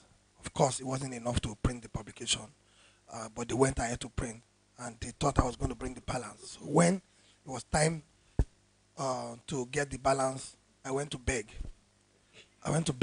I knelt down, prostrated, crying and everything. And this was not in Lagos, this was in Kaduna. And they said, okay, we'll give you 300 copies. No, 50 copies.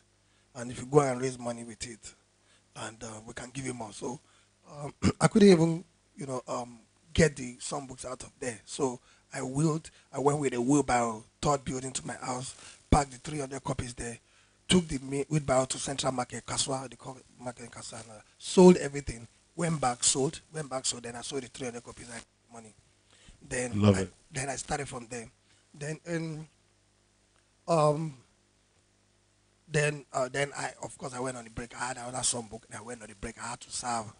Afterwards, 1994, I called a certain guy called Kole Bakari, then of Fame magazine, that I had this idea. I wanted to publish a magazine and sell all over Nigeria. And he said, you can't do it in Kaduna, you have to come to Lagos. So I took the plates and, color separation at that time, went there. And of course, it didn't happen the first year because we were looking for, you know, uh, people to invest and everything. But the guys had too much money to believe what I was saying. I was just a boy around the corner, and nobody invested until after a year. And I ended up writing 2 pages for Fame magazine at that time. Femi Akintunde Johnson was there and all that. And there was a day that so many, letters came in, and that was when Bob D just, before he went on Exile Daily Mamado, and he was like, "Oh, you guys receive a lot of letters now." And Femi Akintunde Johnson said, "These letters are for this guy's page alone." And I was like, that means there must be a market for this product. Then they started taking it seriously. So first time I ever had 14,000 naira in my life was when I was going to do color separation. And trust me, I felt like a bullion van. because it just came out at the end of the day. Let me just try and cut the story short. It came out at the end of the day, and it was 5,000 copies. We sold around the country. Then we reprinted, and we reprinted, and we reprinted, and I ended up selling like 60,000 copies of the first edition of Hip Hop World magazine. And then the next one, then I moved to my office, and that's the journey of Hip Hop World magazine. At that time, it was weird to call any magazine Hip Hop World because it was a different space entirely. And what did you want to do? We wanted not to only write lyrics, to tell the stories of artists around the world, not even only Nigerian artists. We had pages for Nigerian artists to celebrate, to build on. Every magazine that was soft sell there was about gossip and stuff. We concentrated on their career, building them and all that, the lifestyle and everything. And that was how we built Hip Hop World magazine. And after running Hip Hop World magazine for so many years, year in, year out, 5 years before Hip Hop World Awards, which now became the Eddies, Eddie Lawani would call me to say, Ayo, I like what you're doing. You should start an award. And I always, we always had this conversation. I would tell him, look, it's not time. When it's time, we'll start. And because we knew that was one of the things we were going to do, number one, we didn't venture into having a record label or anything of sort because it was going to, it wouldn't sit well, also rewarding talent. So we pitched our tent with, building a music awards. And we did that around. Before then, I'd seen music awards all over the world, from one country to the other and other. And when it was time, we decided to start it. Now, did we have challenges? Yes, because there was no money. Magazine then, I was such a boy. I was in my 20s, mid-20s, when Hip Hop World magazine was all over the country. The agents, newspaper agents, would sell magazines, and I would go for the money, and they would ask me what I wanted to do with money. Guy, get family, you never marry, picking like you, waiting, they come beg, ask us for money, for the product I sold to them. So it was very difficult. And because it was such a different space, it wasn't the city people and the Ovation and Fame magazine. It was difficult to get adverts. The first major advert I got was 70,000 naira. Before then, for the songbook, I had gotten Fido Dido advert for 70 naira. Yeah, 70 naira in 1989 at Ijora then, So I got 70 naira from Unilever after going for like a couple of months, going there, sitting down for hours and all that. By the fourth publication, because the first one, I didn't get the logo right. The second one, they are not approved. The third one, I needed to go to the agency. Then I eventually got the advert. Because I think what I had then was a bit of staying power, because I always went back there to ask them questions. So we got it started, and at the point it became the awards, because the awards started first before IP TV. It was 2006. That was the year we had the awards, and we thought we were ready for a music awards, and we said, "Get ready for a revolution." Now, we got sponsorship for the awards, and because people that advertised in the magazine and saw the quality of the magazine started with black and white, then it went to color, then we had all color magazine. Then at some point we started printing abroad because print quality here, even if we were going to get it right, it was going to take a lot of time, and we wanted to come out when we wanted to come out. So at that point, that became the awards. Sponsorship came. I remember we got a budget from Unilever, and we got from Guinness at that time. And I'll share a story. Some of my older egbons in the industry, when they knew the budget we had, they said, "Ayo, you don't hammer. You don't hammer. You know what we do? You may not get this kind of money again. This is the industry we've been. So what we expect you to do, or what we advise you to do, is share half. Whatever half does is what half does. The remaining one, you own it." But guess what? One of the brand managers that gave us a chance said, "Ayo, if this doesn't go well, I'll lose my job." So we were carrying, something special on our shoulders because I thought we had a different kind of budget that nobody had access to at that time. So I told my guys that we were going to put our lives and soul and blood and sweat behind this, and we we're going to do it well. And I thought we did it well. And after the awards, we were owing. At that time, I was staying in one 3-bedroom flat in Ogba. I couldn't even pay my rent. And I had several millions to organize the awards. But the next year, I chose my sponsors. The telcos came along, and I chose my sponsors. I told them it was the person that gave me the contract first that I would go with. But the third day, I got the contract, and I went with that, the client. And we built on that. Yes, we had challenges, later and everything, but we always try to rise over those challenges. Now, the TV came. Also, we knew that we had to grow the brand, and I always tell my team that whoever fails to grow dies. So at that point, we knew we needed media. We had a lot of media partners and everything, and it was time to set up IPTV. Now, the same way we set up IPTV was not a 24-hour channel at that time. It was a 30 minutes program, syndicated across 10 star channels, the AITs, the STVs, later on the TVCs and all that. 30 minutes Friday, Saturday, Sunday, then to be repeated during the week. Again, after knocking on doors, I thought we had something special at that time. If we write a proposal to a client and other suppliers go there, they share our proposals with them. That, look, why don't you put your proposals like this and this way? So we had that going forward. So after doing the cost benefit analysis and everything, we got sponsorship for IPTV as a program. And even though it was a 30 minutes program, we didn't see it as such. We went from one country to the other and around the world to create content.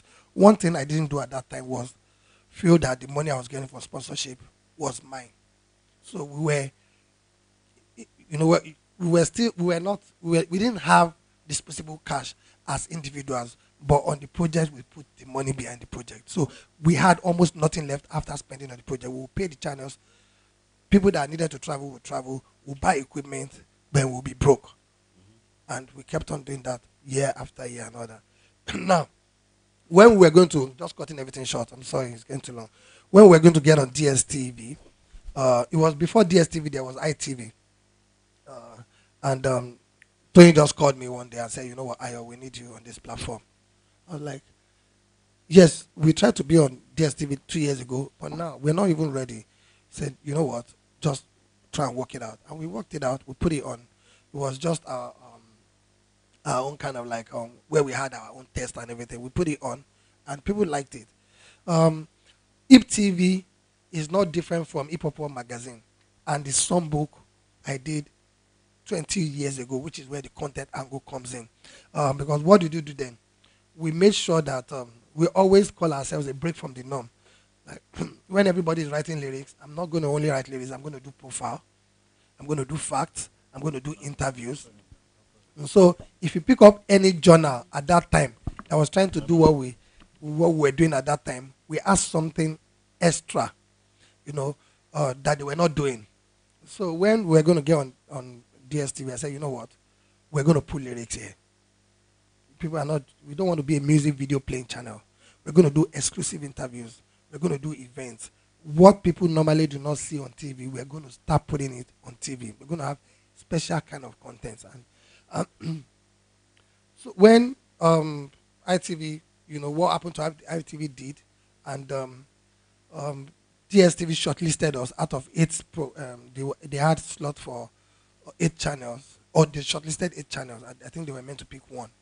And we were the fifth people they spoke with, and 4 people they spoke with before said they were going to be getting contents from us. So he said, if TV is on this list, call them. And when they called us, and by the third day I was going to South Africa because everything was done from South Africa. And at the end of the day, they said they wanted to come and see our channel. And that was shortly after the launch of Ebony Live. So I told my people, yay, Temi Bami. How were we going to cope? We didn't have as much investment in this project, on this project like Ebony Live. We do not have that. We couldn't access that kind of money at that time.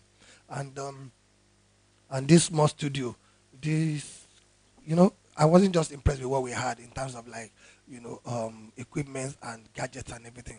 But when the guys came and the white people and everything, they went around, they checked everything. But where they settled down was our content, our systems. And after spending like literally the whole day checking one program and the other and everything, and they were super impressed. And by the next week, we were signing the contract. I'm calling you off now. So yeah, thank you. It's funny. I was only supposed to be 2 minutes, but it was a great 20 minute. Sorry, I didn't know where to. That's why I was asking you. Just No, but it's great. thank you so I much. mean, for me, the point actually was just the point I wanted you to make was that I think a lot of people think these things happen overnight. I think a lot of people think these things are easy, and when you tell the story, they can understand that you're actually been doing the same thing for 30 years, and that's 30 years that brought you to a place where you now have even more opportunities. So congratulations with that. Just before we continue, there's somebody's under a chord cross tour, silver EP2714 AM. You're blocking somebody if you're in this room, or if you hear me, you got a Honda Accord. Also, somebody left a tablet in the toilets. You're very lucky because the ladies at the back have your device that you left and forgot.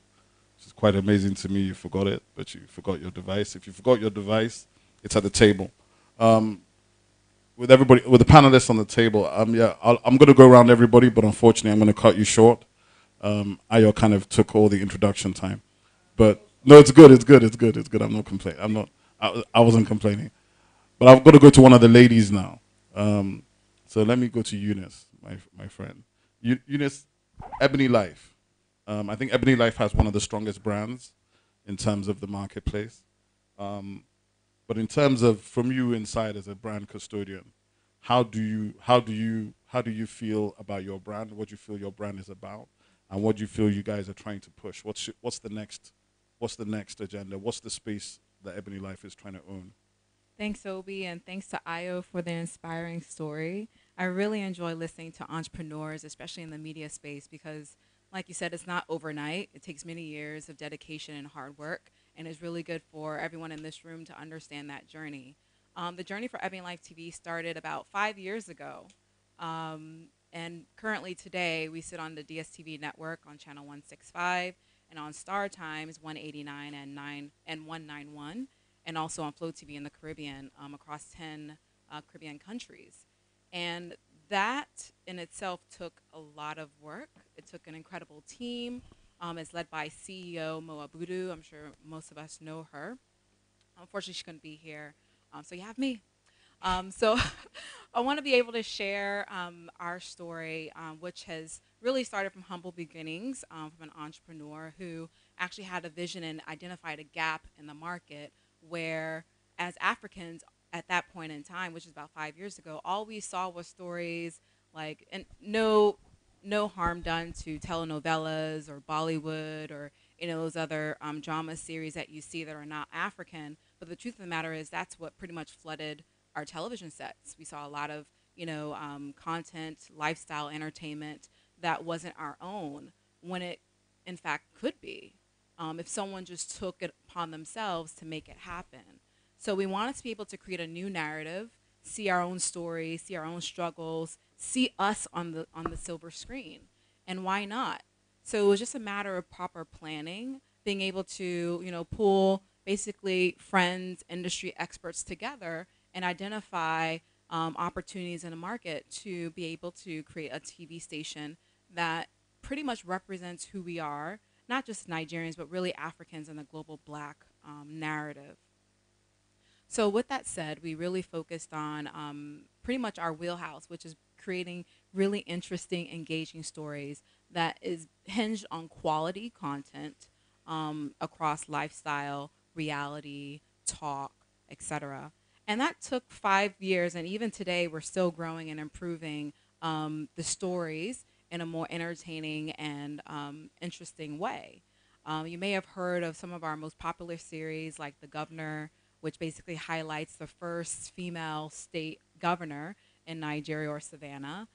Then we went ahead and produced Desperate Housewives Africa, which is a Disney format, which we reformatted for Nigeria. And then Sons of the Caliphate, which is a great story about the intrigue between the rich and the powerful families in northern Nigeria. And most recently, Castle and Castle, which basically is Africa's first legal drama series.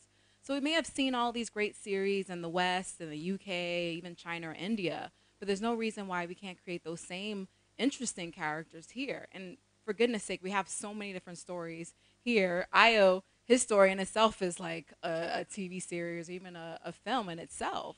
It's just being able to write that story in such a way that is engaging, and we can see it on not only our TV sets, but even in cinema as well. So with Ebony Life TV, we want to be able to take it to the next step. A year after we started Ebony Life TV, we started Ebony Life Films. You may have heard of 50. Then after that, the Wedding Party franchise, and then Royal Hibiscus Hotel. And none of that was overnight. It took years to get to that point where we even commissioned within the within our country partners to be able to come to the table so we can do this together. While Ebony Life TV brand is, it's built on quality content, fantastic stories. I mean, no man is an island. We depend on our partners. We depend on experts, even just here in Nigeria. I'm not talking about outsourcing anything outside of the continent because we have incredible talent just here. They're filled with producers, directors, and we pretty much just tap into that, especially when it comes to distribution with our partners at Film House and Film One. Really coming to the table and being able to align all of our resources and our expertise together and build something that's based in Nigeria for the world. And we hope to continue to do that for years to come. We've gotten into now to the video on demand space where, we're kind of growing into that arena where now people are interested in seeing content on Netflix or Amazon or Hulu. We have to be there. Representation matters. And I know Obi mentioned the women in the room, gotta let them in first. But the truth is, same thing for Africans. We've seen enough content, and quite frankly, Hollywood is running dry on stories. Now they're looking into Africa for the first time. We've seen Black Panther, and that pretty much opened up the doors for a lot of us. In fact, so much so that we were able to partner up with a reputable company called Sony and be able to have a 3-year, 3-project deal in such that we can now have a new TV series based on an all-female warrior group of women who are basically fighting for not only their community, but for their king and their kingdom. So I want to wrap up to say that, nothing is impossible. People are looking at Africa for the first time with, a fresh take, not only on our talent, but producers, and be able to, really partner with trusted broadcasters and producers who are doing incredible things. And we're not afraid to work. I think there are no shortage of ideas. The only difference that makes an idea versus, a plan and paper is actually execution. And that's what we do best. Excellent. Thanks so much. Very strong stuff. I don't know whether I'm going to go to Agatha next or go to Jared. Agatha's like giving me instructions. Mr. Bruce, Mr. Bruce. I mean, I think we know about the history of Silverbird, so we don't need to go on the history tour. But I know that you guys are evolving, and we were just talking off stage about the evolution and some of the facilities you have in terms of production, offshore, local production, and maybe some of the ways you guys are looking at original programming and how you're going to look at the market. I don't know if you'd like to talk about that, because if there are new things happening with Silverbird, I think the market needs to know. Okay, thank you. Of course, good afternoon, everyone, and thank you for this opportunity. Silverbird, as a group, is definitely evolving into a lot of different areas. STV as a whole, we've always been an entertainment channel. That's been our bread and butter, and that's something that we're also really doubling down on in the future. We provide entertainment to the masses, being on the terrestrial platform, but also on DSTV and Star Times and Play TV and other outlets. So what we've really tried to do this year is really focus on our partnerships with local content producers to ensure that we continue to provide the content offering that appeals to our target audience from local producers, but also licensing content from reputable international producers like BBC. Now, in terms of the future, we have a studio that we've developed in Los Angeles, Dream Magic Studios. That's really a world-class production facility where we've been able to attract the likes of Kevin Hart's production company, Heartbeat Digital, where they produce, I can usually say 70 to 80% of their content from our facilities. And based on the access that we have in Los Angeles and the partnerships that we're developing, you will see more content being produced both on an international and a local side for television and film production. So you'll continue to see this expansion when it comes to production. We've really been cleaning up the channel and making sure that we continue to offer the best quality broadcast and content for our demographic. And I think if you guys tune in, you'll continue to see some of those changes. Thank you very much. The gentleman from AIT, and I'm sure I think AIT to me is one of the real sort of behemoths of Nigerian broadcasting, and at least for the last 25 years has been one of the strongest brands out here.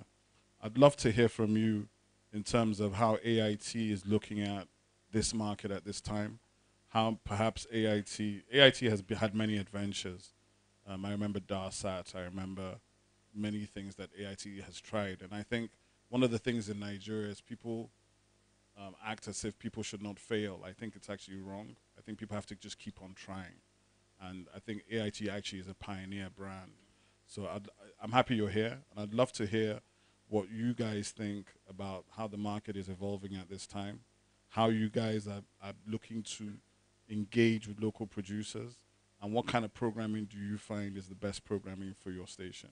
What are the most popular things that people come to AIT to watch? Well, I want to thank you so much, and let me start by saying that AIT, Africa Independent Television, is sharing the African experience. And this started with the founder of the station, who schooled outside the country, at that time in Poland, and found out that there weren't real aspects of knowing what Africa is. He recalled to us that there was a time he was sick, and they came to look at him, whether he had a tail, and that they said that Africans were living on trees and all that. So with his own interest, he came down and he said that, okay, there's need for Africans to be projected to the world in global perspective. That led to the birth of Africa Independent Television. And from the beginning, he made it clear that it should be things that have to do with Africa from a very positive perspective. Issues that will give a perspective of what the African man is and Nigeria in general. That was the beginning of how Africa Independent Television started. And from beginning, for the love of what the media is, he brought in all kinds of professionals who brainstormed and looking at the thematic trust of what AIT is, and started our programming structures. And you agree with me that the programs that came out from the beginning were programs that have to do with the finesse, the thinking, the ideology, and the stance of what Africa is and all that. With the birth of Kakaki, several other programs that had to do with our inclination in terms of even our cultural affiliation and all that. The station started from looking for content, local content. At the point in time, the owner said we have to look for musicians.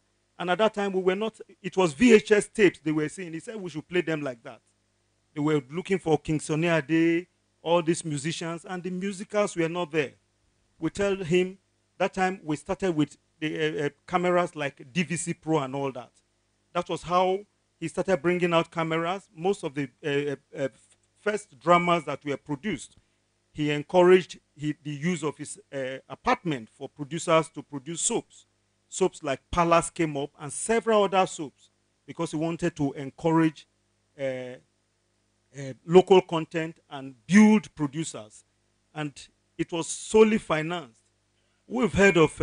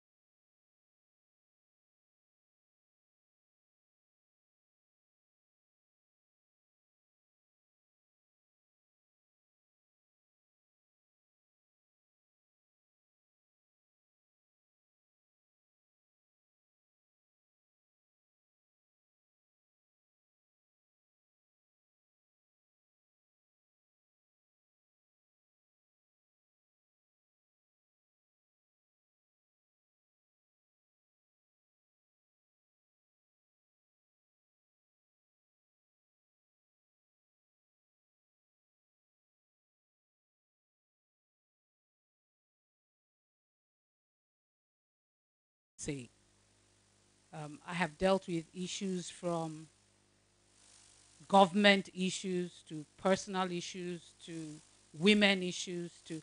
But here's what I found out: there are two vulnerable groups in this country: women, youths. Youth's number one, strangely, not women, young people.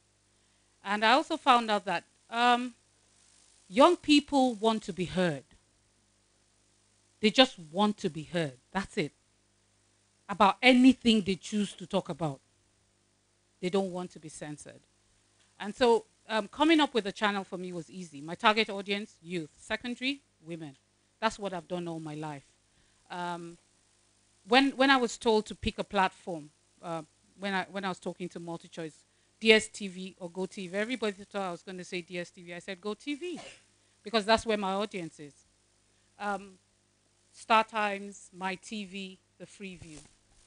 And our unique, I say our USP is interaction. We have, I don't think apart from maybe channels that does news, there's any other station or channel that does as many live programs as we have. Our breakfast show, when we started it, was totally interactive. In fact, the callers know each other by name. So somebody will call and say, everything Uche just said is a lie. Let me tell you the truth from the north. And it is very explosive conversation. Every morning, you will be amazed at the kind of things that Nigerians are concerned about. This morning, they had a quarrel. I don't know what there was some issue that they were discussing about the policeman saying he didn't know anything about this, something on JP Clark's house, or EK Clark's house. It was, when is he going to know anything? And it's interesting to hear these perspectives. In the evening, we have a program for young people run by university students. I mean, I learn on that program every day. I didn't know the meaning of the word friend zone. I didn't know young people had a separate account for their parents from the ones they interact with other people with. So for those of you who don't know, you need to learn. So they have the one that is called Agatha Amata. That's the one that my mom would see. Then they have Sexy Boo 2.2. That's the one the others know. So, I mean, it's just a continuation of what I've been doing. I don't think we have any program that hasn't been done before. It's just how we choose to address it. It's about perspective. Yeah? Yes, so we're targeting young people. We're on those platforms where young people operate, and our USP really is interaction. So we have a platform where even on our, what you call that thing, mobile app. Mm-hmm. Yeah, on our mobile app, you send a comment for a program you can't call. It goes on air immediately. You want to contribute. We are very heavy with interaction on social media. Across all our programs, you can respond. You can have a conversation with the presenters even by WhatsApp. And they would put it up immediately, you say it, and then they would respond. You can ask questions. That is our target. That's what we've done. And even in choosing our platforms, we have deliberately chosen platforms where we will get the kind of interaction we're looking for. Our mobile app has the situation where our viewers are our eye reporters. Right. And I remember during the election, people were sending us videos of people carrying ballot boxes and running away from Adamawa. There was a morning when Boko Haram was operating somewhere in Adamawa, and we got it live. And I think that is what is unique about what we do. And that's what I've realized, that everybody right now, today, wants to be a part of the process. Nobody wants to be sitting down talking, listening to a box anymore. That's Rave TV. I really think the most important thing I think I took from what you said was about being authentic. You know, young people will call you out if you're fake. If you're just doing something that's affected and not real, they will immediately just switch off. I mean, Ayo knows that. You know, you have to be 100% real. So that authenticity that is embedded in your brand, it's part of what makes your brand. You know, I'm coming to the last chap now, Charles. Charles Novia, well, we all know who Charles Novia is. If you don't know, I'm not going to tell you. Charles Novia has been, he's a writer and a producer and a storyteller and a businessman. And he's got a channel coming, Teen Africa. And I think he's coming to disrupt a lot of the space that a lot of the guys have been sitting in. Amen. Yeah. I mean, I'm looking forward to that because, you know, there's something we're going to discuss right now once Charles does his little thing. But I'd like Charles to talk about, you know, the way, because Charles can give you a 1-hour lecture. So I'm not going to ask him to do that. I'm going to do the short version. But what made him come into this space, why he's focusing on Teen Africa, and what he thinks is going to separate his own channel from some of the channels that are out there right now. Good afternoon, everybody. Yes, my name is Charles Novia. I have two companies, November Productions, which is the brand name everybody knows. We've done films and movies and content for television, and has been a brand name in the content part of the industry. And Teen Africa Television is a niche channel that is coming up in a few months. We are basically going to be on DSTV and on GoTV first, but we're going to be online too before we launch. A few years ago, and I mean, starting from Nollywood, about a decade ago, I had sort of like an epiphany or something, or something sort of hit me one morning that I was working in an industry of being a producer, having produced about 40 movies at that point in time, and a lot of content, and still struggling. I felt that there was a problem, that I wasn't satisfied, and that I didn't have a pension plan, because usually you put everything, all you got, into the business, and then struggle for the crumbs that comes after you've put in a whole lot of dough or flour, as it were. And I sat down in the living room with my daughter and some of her few friends. My daughter was a kid then, and they were watching the Disney Channel and the Nickelodeon Channel, and I sat down for about 4 hours with them, and they were watching, and they knew everything, every program coming up after, every character and all that, and all that. And it sort of struck me, and I said, these kids are being they are indoctrinated with some Western values. A whole lot of things are coming into their heads from watching this, and we don't have anything. There's a gap in the market for original content for the children and the teenagers. So I started researching, and a few years later, about 5 years ago, I applied for the license for Teen Africa and got it. NBC gave me the license, and it's been a journey. What we did was to ensure that, first of all, we know our market. So our market is going to be definitely the voice for the teenagers. Teenagers definitely will be, you could say teenagers are 13 to 19 now, but they are even actually much more knowledgeable, younger than that. But we're going to stick to our periphery. The periphery programming or original content programming will be from actually 15 to about 19, and the postings with 20. And why is that so? Because we've done a whole lot of research. I'm sure by this time next year we'll be up, and then we'll be able to see more things on it. But the research has shown that these millennials, they are the most neglected sector or slant in almost everything we do in politics and the socio-economic, in everything. You think you know them, you don't know them. They live in their own world. They speak their own language. They have the way they relate with each other, which we do not know. So they don't have a platform, so we're going to be that platform. All our programs, we contracted a research firm, which did a whole lot of research and across the country on programming. We found that all our programs are generated from speaking and researching with the teenagers, what they would like to see. So definitely we're going to be a platform. We've already been doing a whole lot of stuff anyway. They'll have their own news, they'll have their own movies, they have their own sitcoms, their own stuff. It's just their own world, building the biggest, at the end of the day, building the biggest ecosystem for teenagers in Africa. That's the goal. We found something very interesting. Just talk a little bit about research. When we were doing the research a couple of years ago, we asked about 2,000-3,000 teenagers what their favorite programs on TV were. And what we got shocked us. We thought that probably these guys were not watching more of Nollywood, but the number one program, 90% of all of them got back to us, was the Johnsons on African Magic. The Johnsons.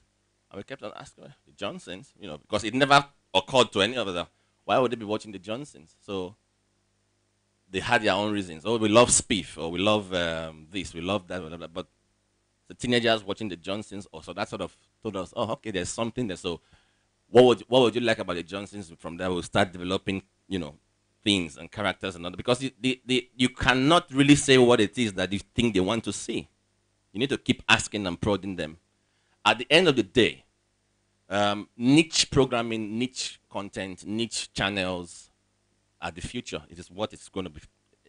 You're going to be playing in a space where you're just going to be, where your niche content, your niche channel will be the king, and you need to also understand your audience. We have just signed a deal. We're going to be on B Sky B the first quarter of next year in the UK. We signed a deal with the platform, and first we're going to be 4 hours of content on the platform on one of the channels first before we go full blown. So with these few points of mine, talking like a teen, I hope I've been able to convince the panel of judges and the co-debaters. Well, thank you very much. Thank you. Thank you very much, and good luck. I think the thing is this. I think Charles just touched on something that is very, very, very dear to my heart and personal to me. We talk about this all the time, which is about the lack of original programming being made out of our own stories for young people. He's focusing on teenagers. I think preteens are totally left out at this point in time. I think any kid in Nigeria has basically been left to Ben 10, Disney, and every other platform. We don't have any programming, which is scary because I think we actually have thousands of stories, if not millions of stories, which are easily translatable to actually travel the world. Because when I say we don't have any programming, I don't just mean Nigeria, I mean black people worldwide do not have programming for their children. If you're in the States or in the UK or in the Caribbean, everybody has the same problem. And I think some of the things that Nigerians need to do is look at the black diaspora as your first market. Not just Nigeria is your first market, but your second market is everywhere where there are black people. Because trust me, they're looking for you first. You know, but I just want to come back before we open it up. We're about to open it up, and we'll take questions from downstairs as well, and obviously everybody in here. Just sort of a quick sample going around all the panelists. What are the major opportunities that you guys see? Because I know there are a lot of independent producers around. There are a lot of people who have program ideas.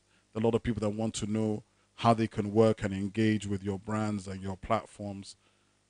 What is the best way? What are the big opportunities that you see? What are you looking for? And who are you looking to? And with no particular order, I'm going to Eunice first. Yeah, exactly. Yeah.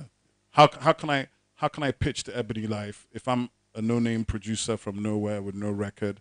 How do I get to Ebony Life? Is it online? Is it by email? How can we do business? How do people do business?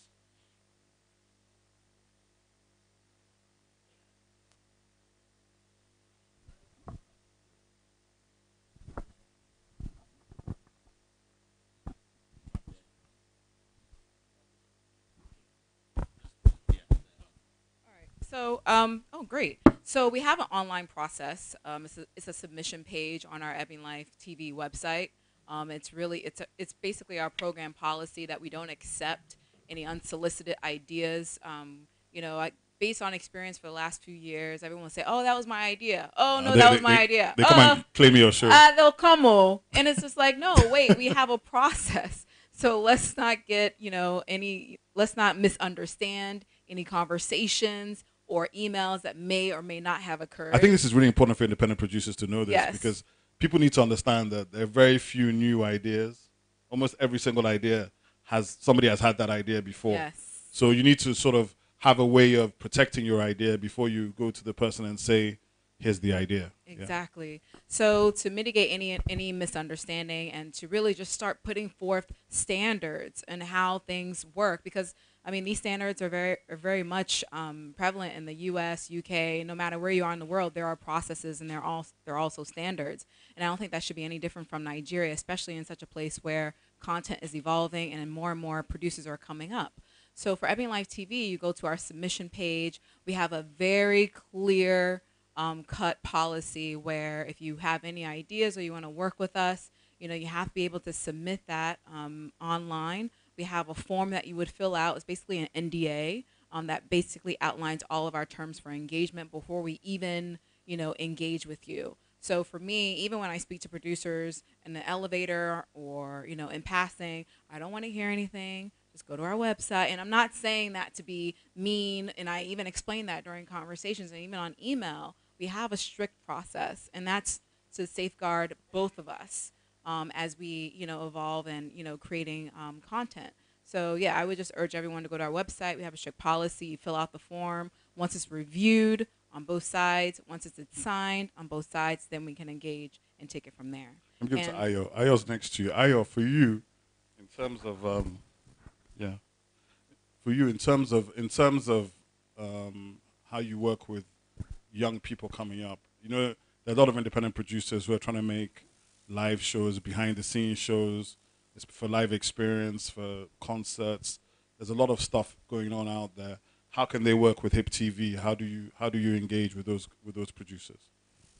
For concerts and events and everything, we pretty much In house?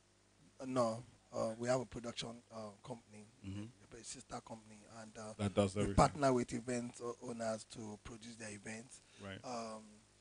We realized that we needed to do that at that time because it's very expensive to get the right equipment and training to produce, especially live events. Right. It's not the case of it's not drama or series or soap where you can take again and again and again. Okay.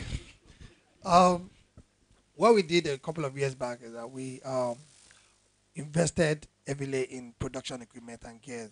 We brought in BBC broadcast engineers and some of the guys that produce English Premier League to come and train our guys. We realized that we were not in the position to produce all events and content and everything. So we partner with event organizers, and owners to produce these events. Now some of them have great ideas, they have producers and everything, but it's a totally different ball game to produce live events. So we support them in capturing the experience for television, and that's what we do for TV for events. We do a lot of events, pretty much now in our space. I think conservatively, and we pretty much do at least 90% of all entertainment shows, meaning exclusive coverage of all the events that happen, almost all the events. So that that's a happen. core aspect of your business That's- as well. that's yeah. Excellent. So, okay. All right. I mean, I've been told that we have no more time, which is crazy, but I know that there must be some questions, and I know that Jado and everybody else can talk about what I just asked. So I'm asking them for 15 minutes extra, so that we can have some questions from the house. Who has questions for these people? Is it only you? Is there only one question? There's only one question. Let's take the question before we get out of here. Come on, go ahead. I'm sure you can project your voice, right? Uh-huh.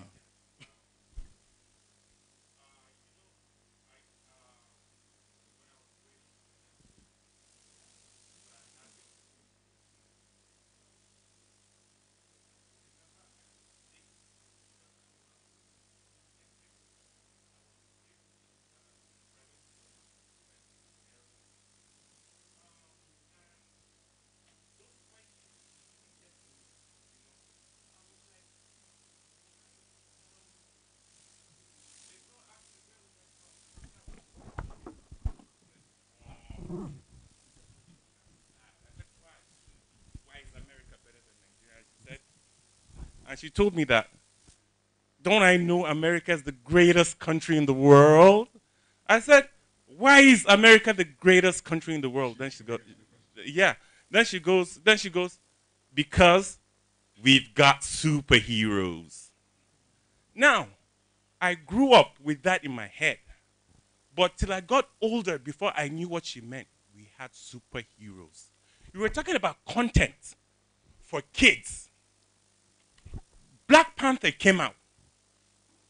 And Black Panther was from Wakanda. In Africa, where's Wakanda? It was made up. But every single superhero in America has a state of origin. Now this affects, yeah, yeah. I have to do the narrative before I get to the question. I'm the only one with the question, so give me time. 15 minutes. Yeah. Yeah. So give me time.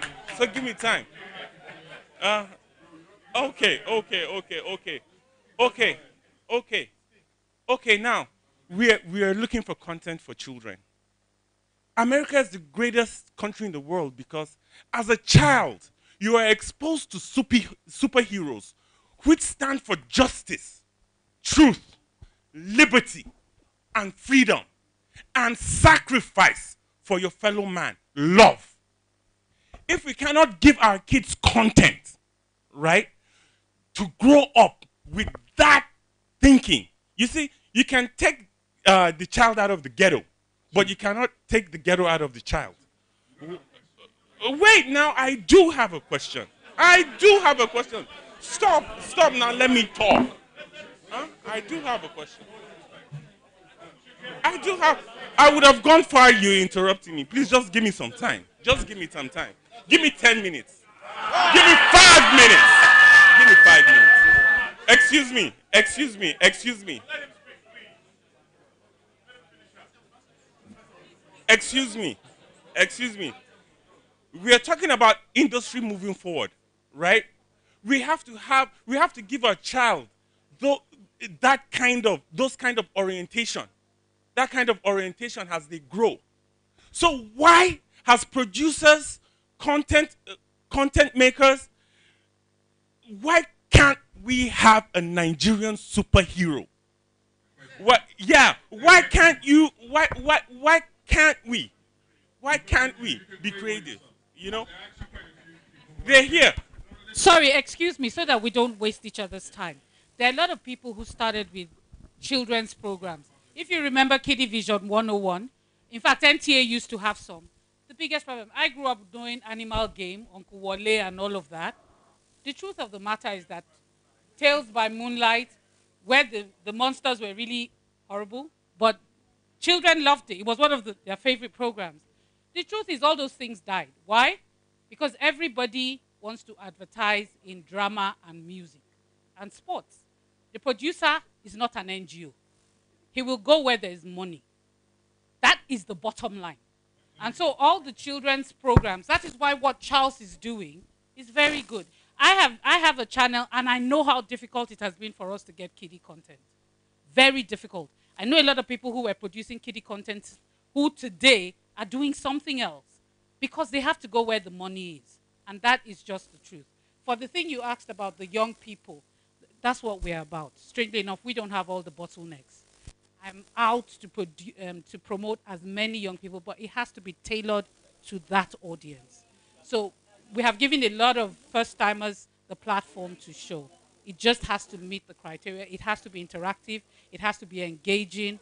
And then you can bring it to us. We'll give you the platform.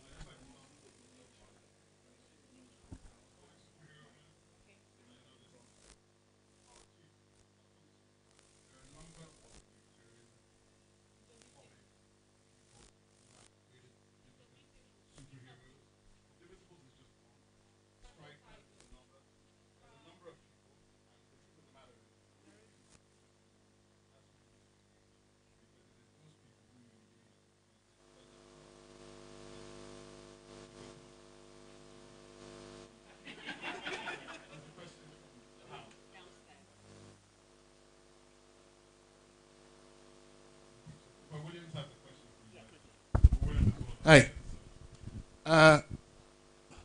This question goes to STV. I'm talking. Now, this question goes to you, sir. You said you just acquired a studio in America to create content, and you're using who are the talents? The talents over there. People are working over there.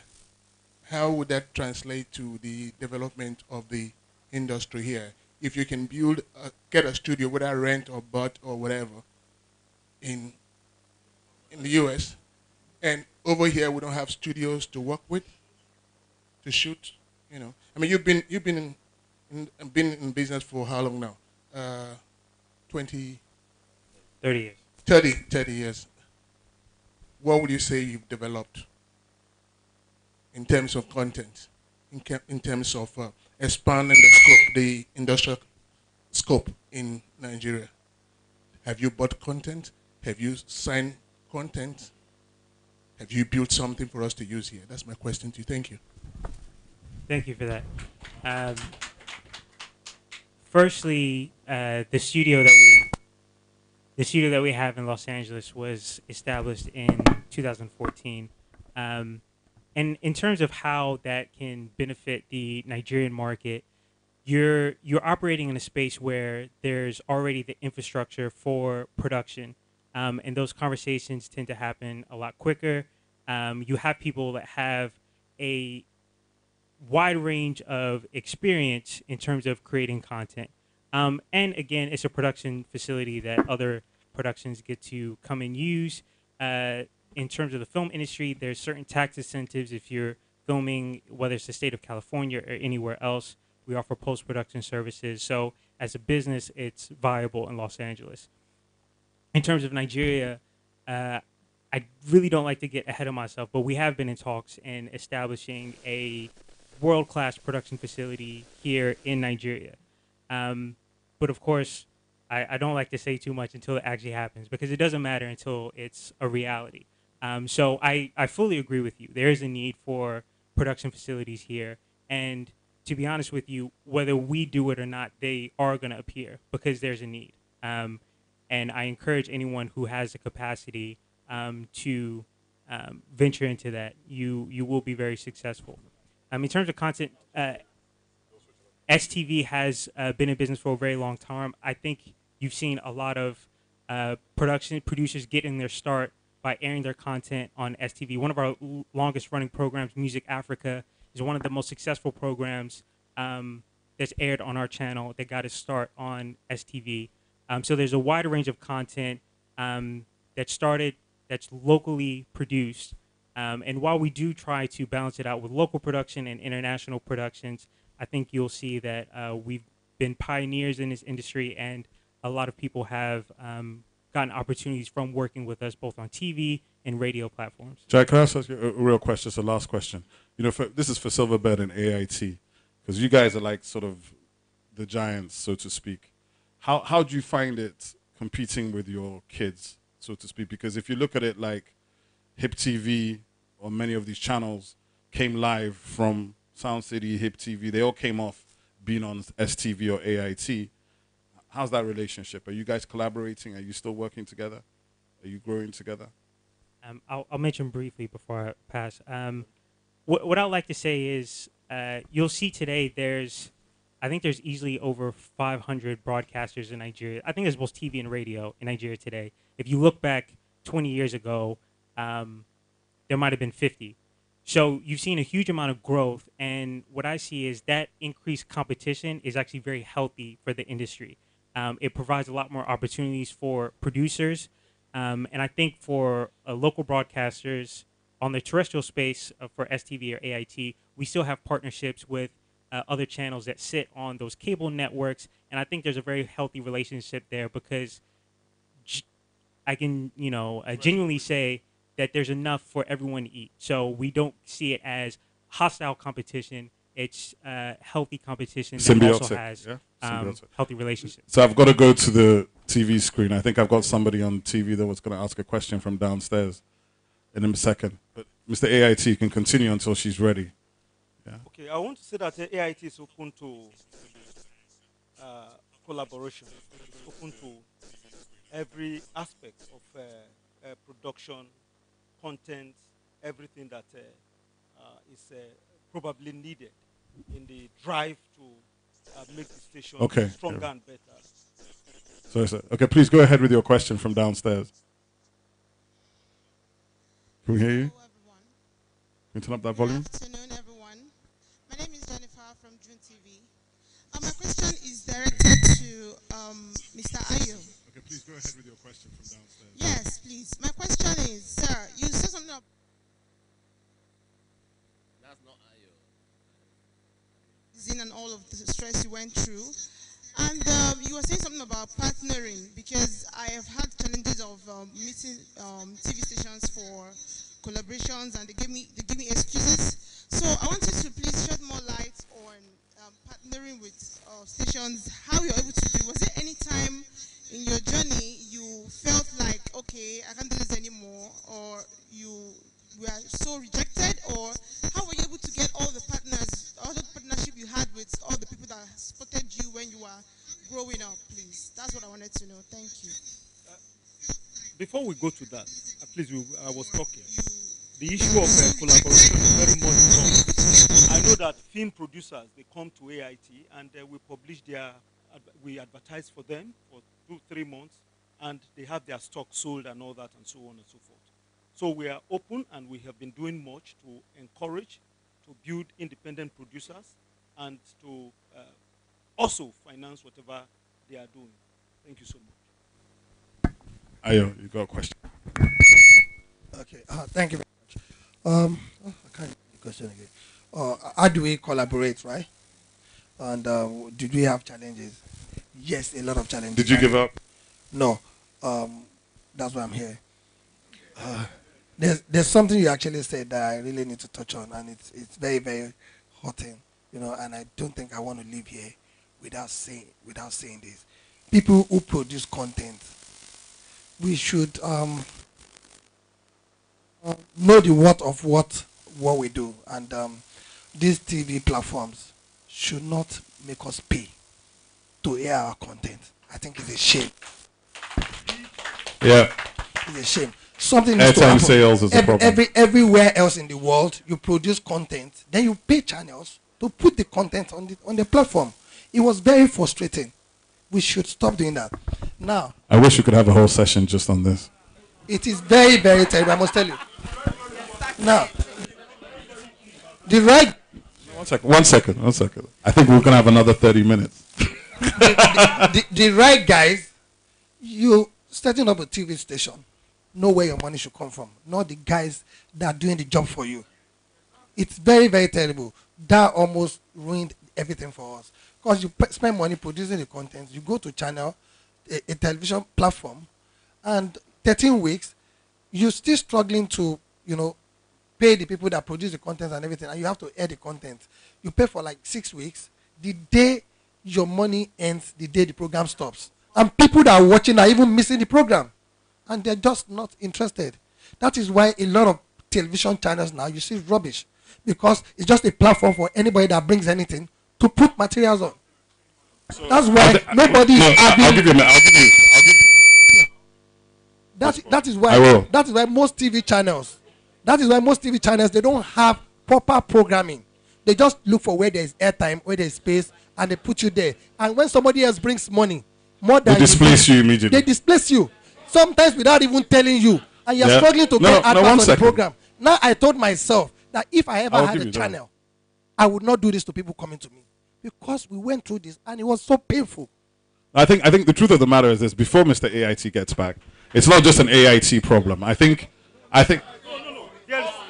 it's hold on a second. Hold on. I think we can agree. No, I think we can agree. Wait, without even quarreling. Can we have one house, please? One house. The point we wanted to make was this. I think for the television industry in Nigeria to grow, right, you actually have to work out a TV model that makes sense. The problem is there's a lack of measurement, which is telling agencies which channels, which shows are popular. The question I was actually going to ask was, because the reality of these things is that there's a lot of vanity in legacy businesses. So the truth of the matter is, Nigerian terrestrial television has been selling airtime for 30 years. Because of that, they have killed television. It's not an argument, it's a fact of life. Now, the issue is, they have had all the leverage. The leverage has shifted from terrestrial to mobile and social. Now, if you don't make it, until the terrestrial stations are ready to commission quality and invest quality, they will die off. The truth of the matter is this: if we look at what Africa Magic has spent on local content, if they didn't exist, Nollywood would be dead. That's a fact. And this is something that is actually a disgrace to us as Nigerians. And that actually, it was amazing that Ayo said it, because this is something I complain about on a daily basis. I don't think it's anything any terrestrial station can really run away from. I think it's about something that we have to change going forward, because independent producers cannot make money if they have to buy airtime. It doesn't happen in any country. You make your show, if your show is strong, the TV station gets the show, and they make their money on advertising and they split with you. It's a simple model. So I don't really want to hear from the terrestrial guys on this because I think it's kind of pointless. No, it's pointless. It's not about being explosive. I think we all live in Nigeria. We are in the industry, and we have been seeing what the industry does. I used to produce a lot of reality shows. That many times I'd be sitting there, and it's a Wednesday night, and I know that AIT and Silverbird are going to displace me because the Champions League is on. And what is happening is or whoever, or the church, and the CEO of the bank is calling me, telling me what the hell is going on. Yeah. So yeah, definitely. So I think we have that problem because that problem kills producers. Now you haven't delivered to your sponsor or your brand. Now, if it is an independent producer making original content, it's even worse because the people who are watching don't know when your show is going to be on. Of course. Yeah. But you know, your model is a bit different. As a chat show, it can be a bit different.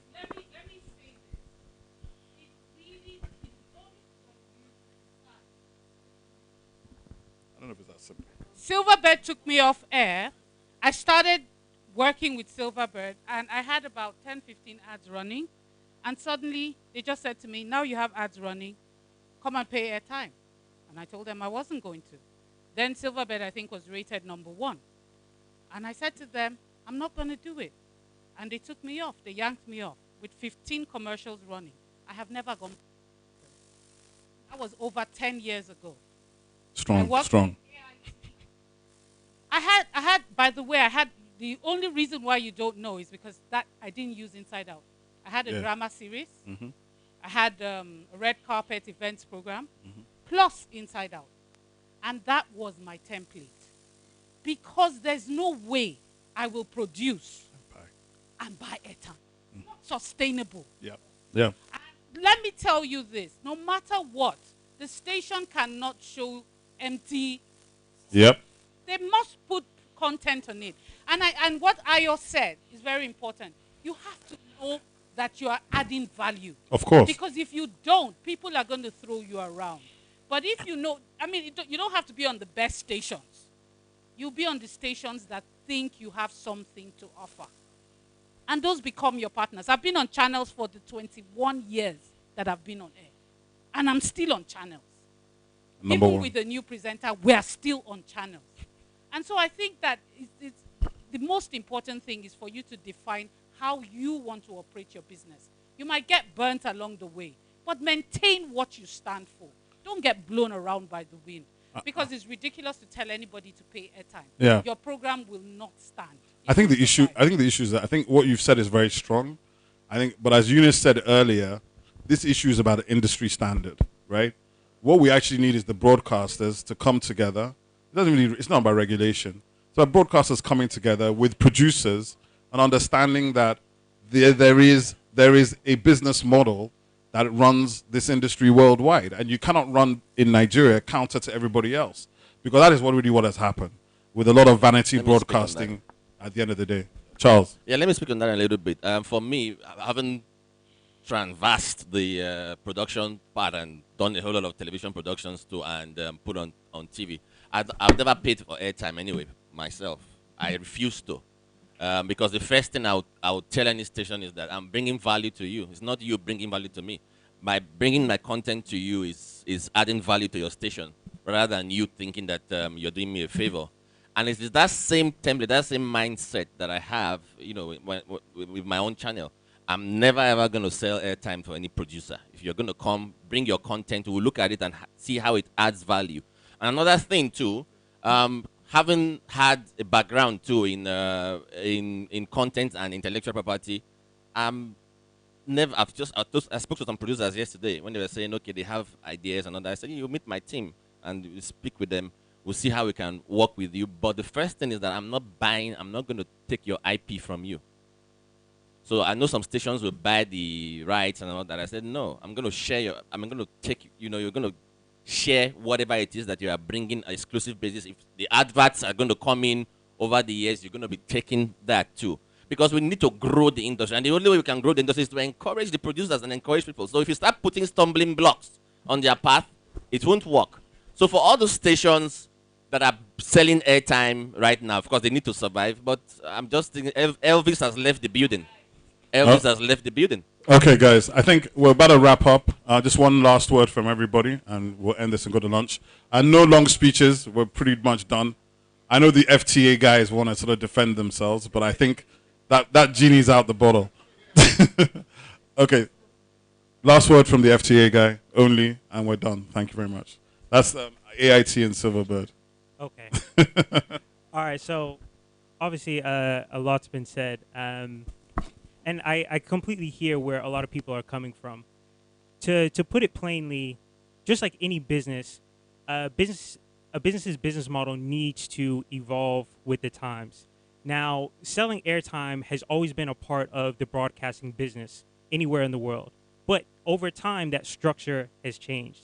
Now, just like any other industry in Nigeria, when you come in and there's only a handful of players, yes, you get to determine how the industry moves. And over time, that shifts because there's going to be more competition.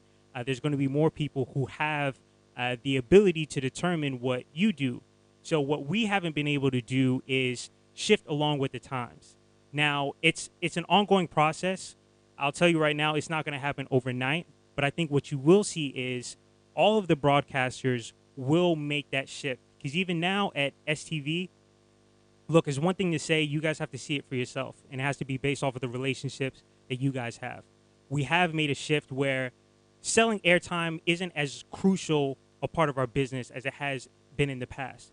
I'm not saying that it's completely gone away. I think it's always going to be there in some element.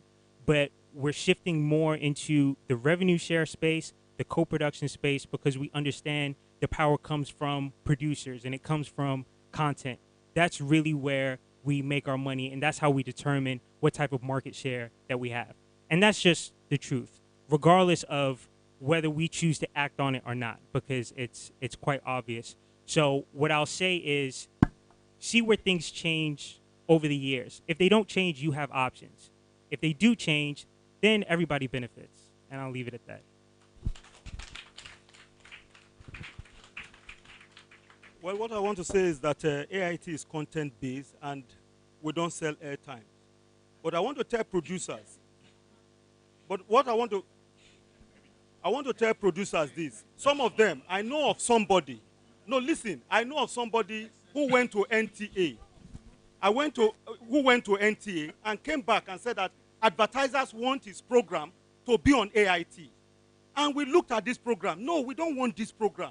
He said the advertisers said, except they put it on AIT, they will not attract adverts. How do you handle such situation where the person compellingly is telling you that that is where he wants? Surely the quality of the program is what will determine what you put on your channel. Yes. So regardless of the advertising, if he has no even if he has advertising and it's nonsense, you don't broadcast it. They're commercial. I know that. Do you understand? Yeah, but what I'm saying, even if they're commercial, they must have a minimum aesthetic level that you cannot show this. And that is why sometimes you say sponsored, because they want to pay, they want to insist that the program must go there. Upper Williams was on our station. I don't know. Yes. Those things. No, I'm not.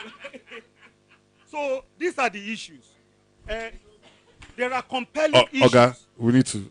Okay. There are compelling issues between the TV house and the producers. Some of them that some of us don't know here, and they are not the issues that we just have to bring out. Thank you so much. Thank you very much for everybody in the panel. Thank you for the audience. We'll break for lunch.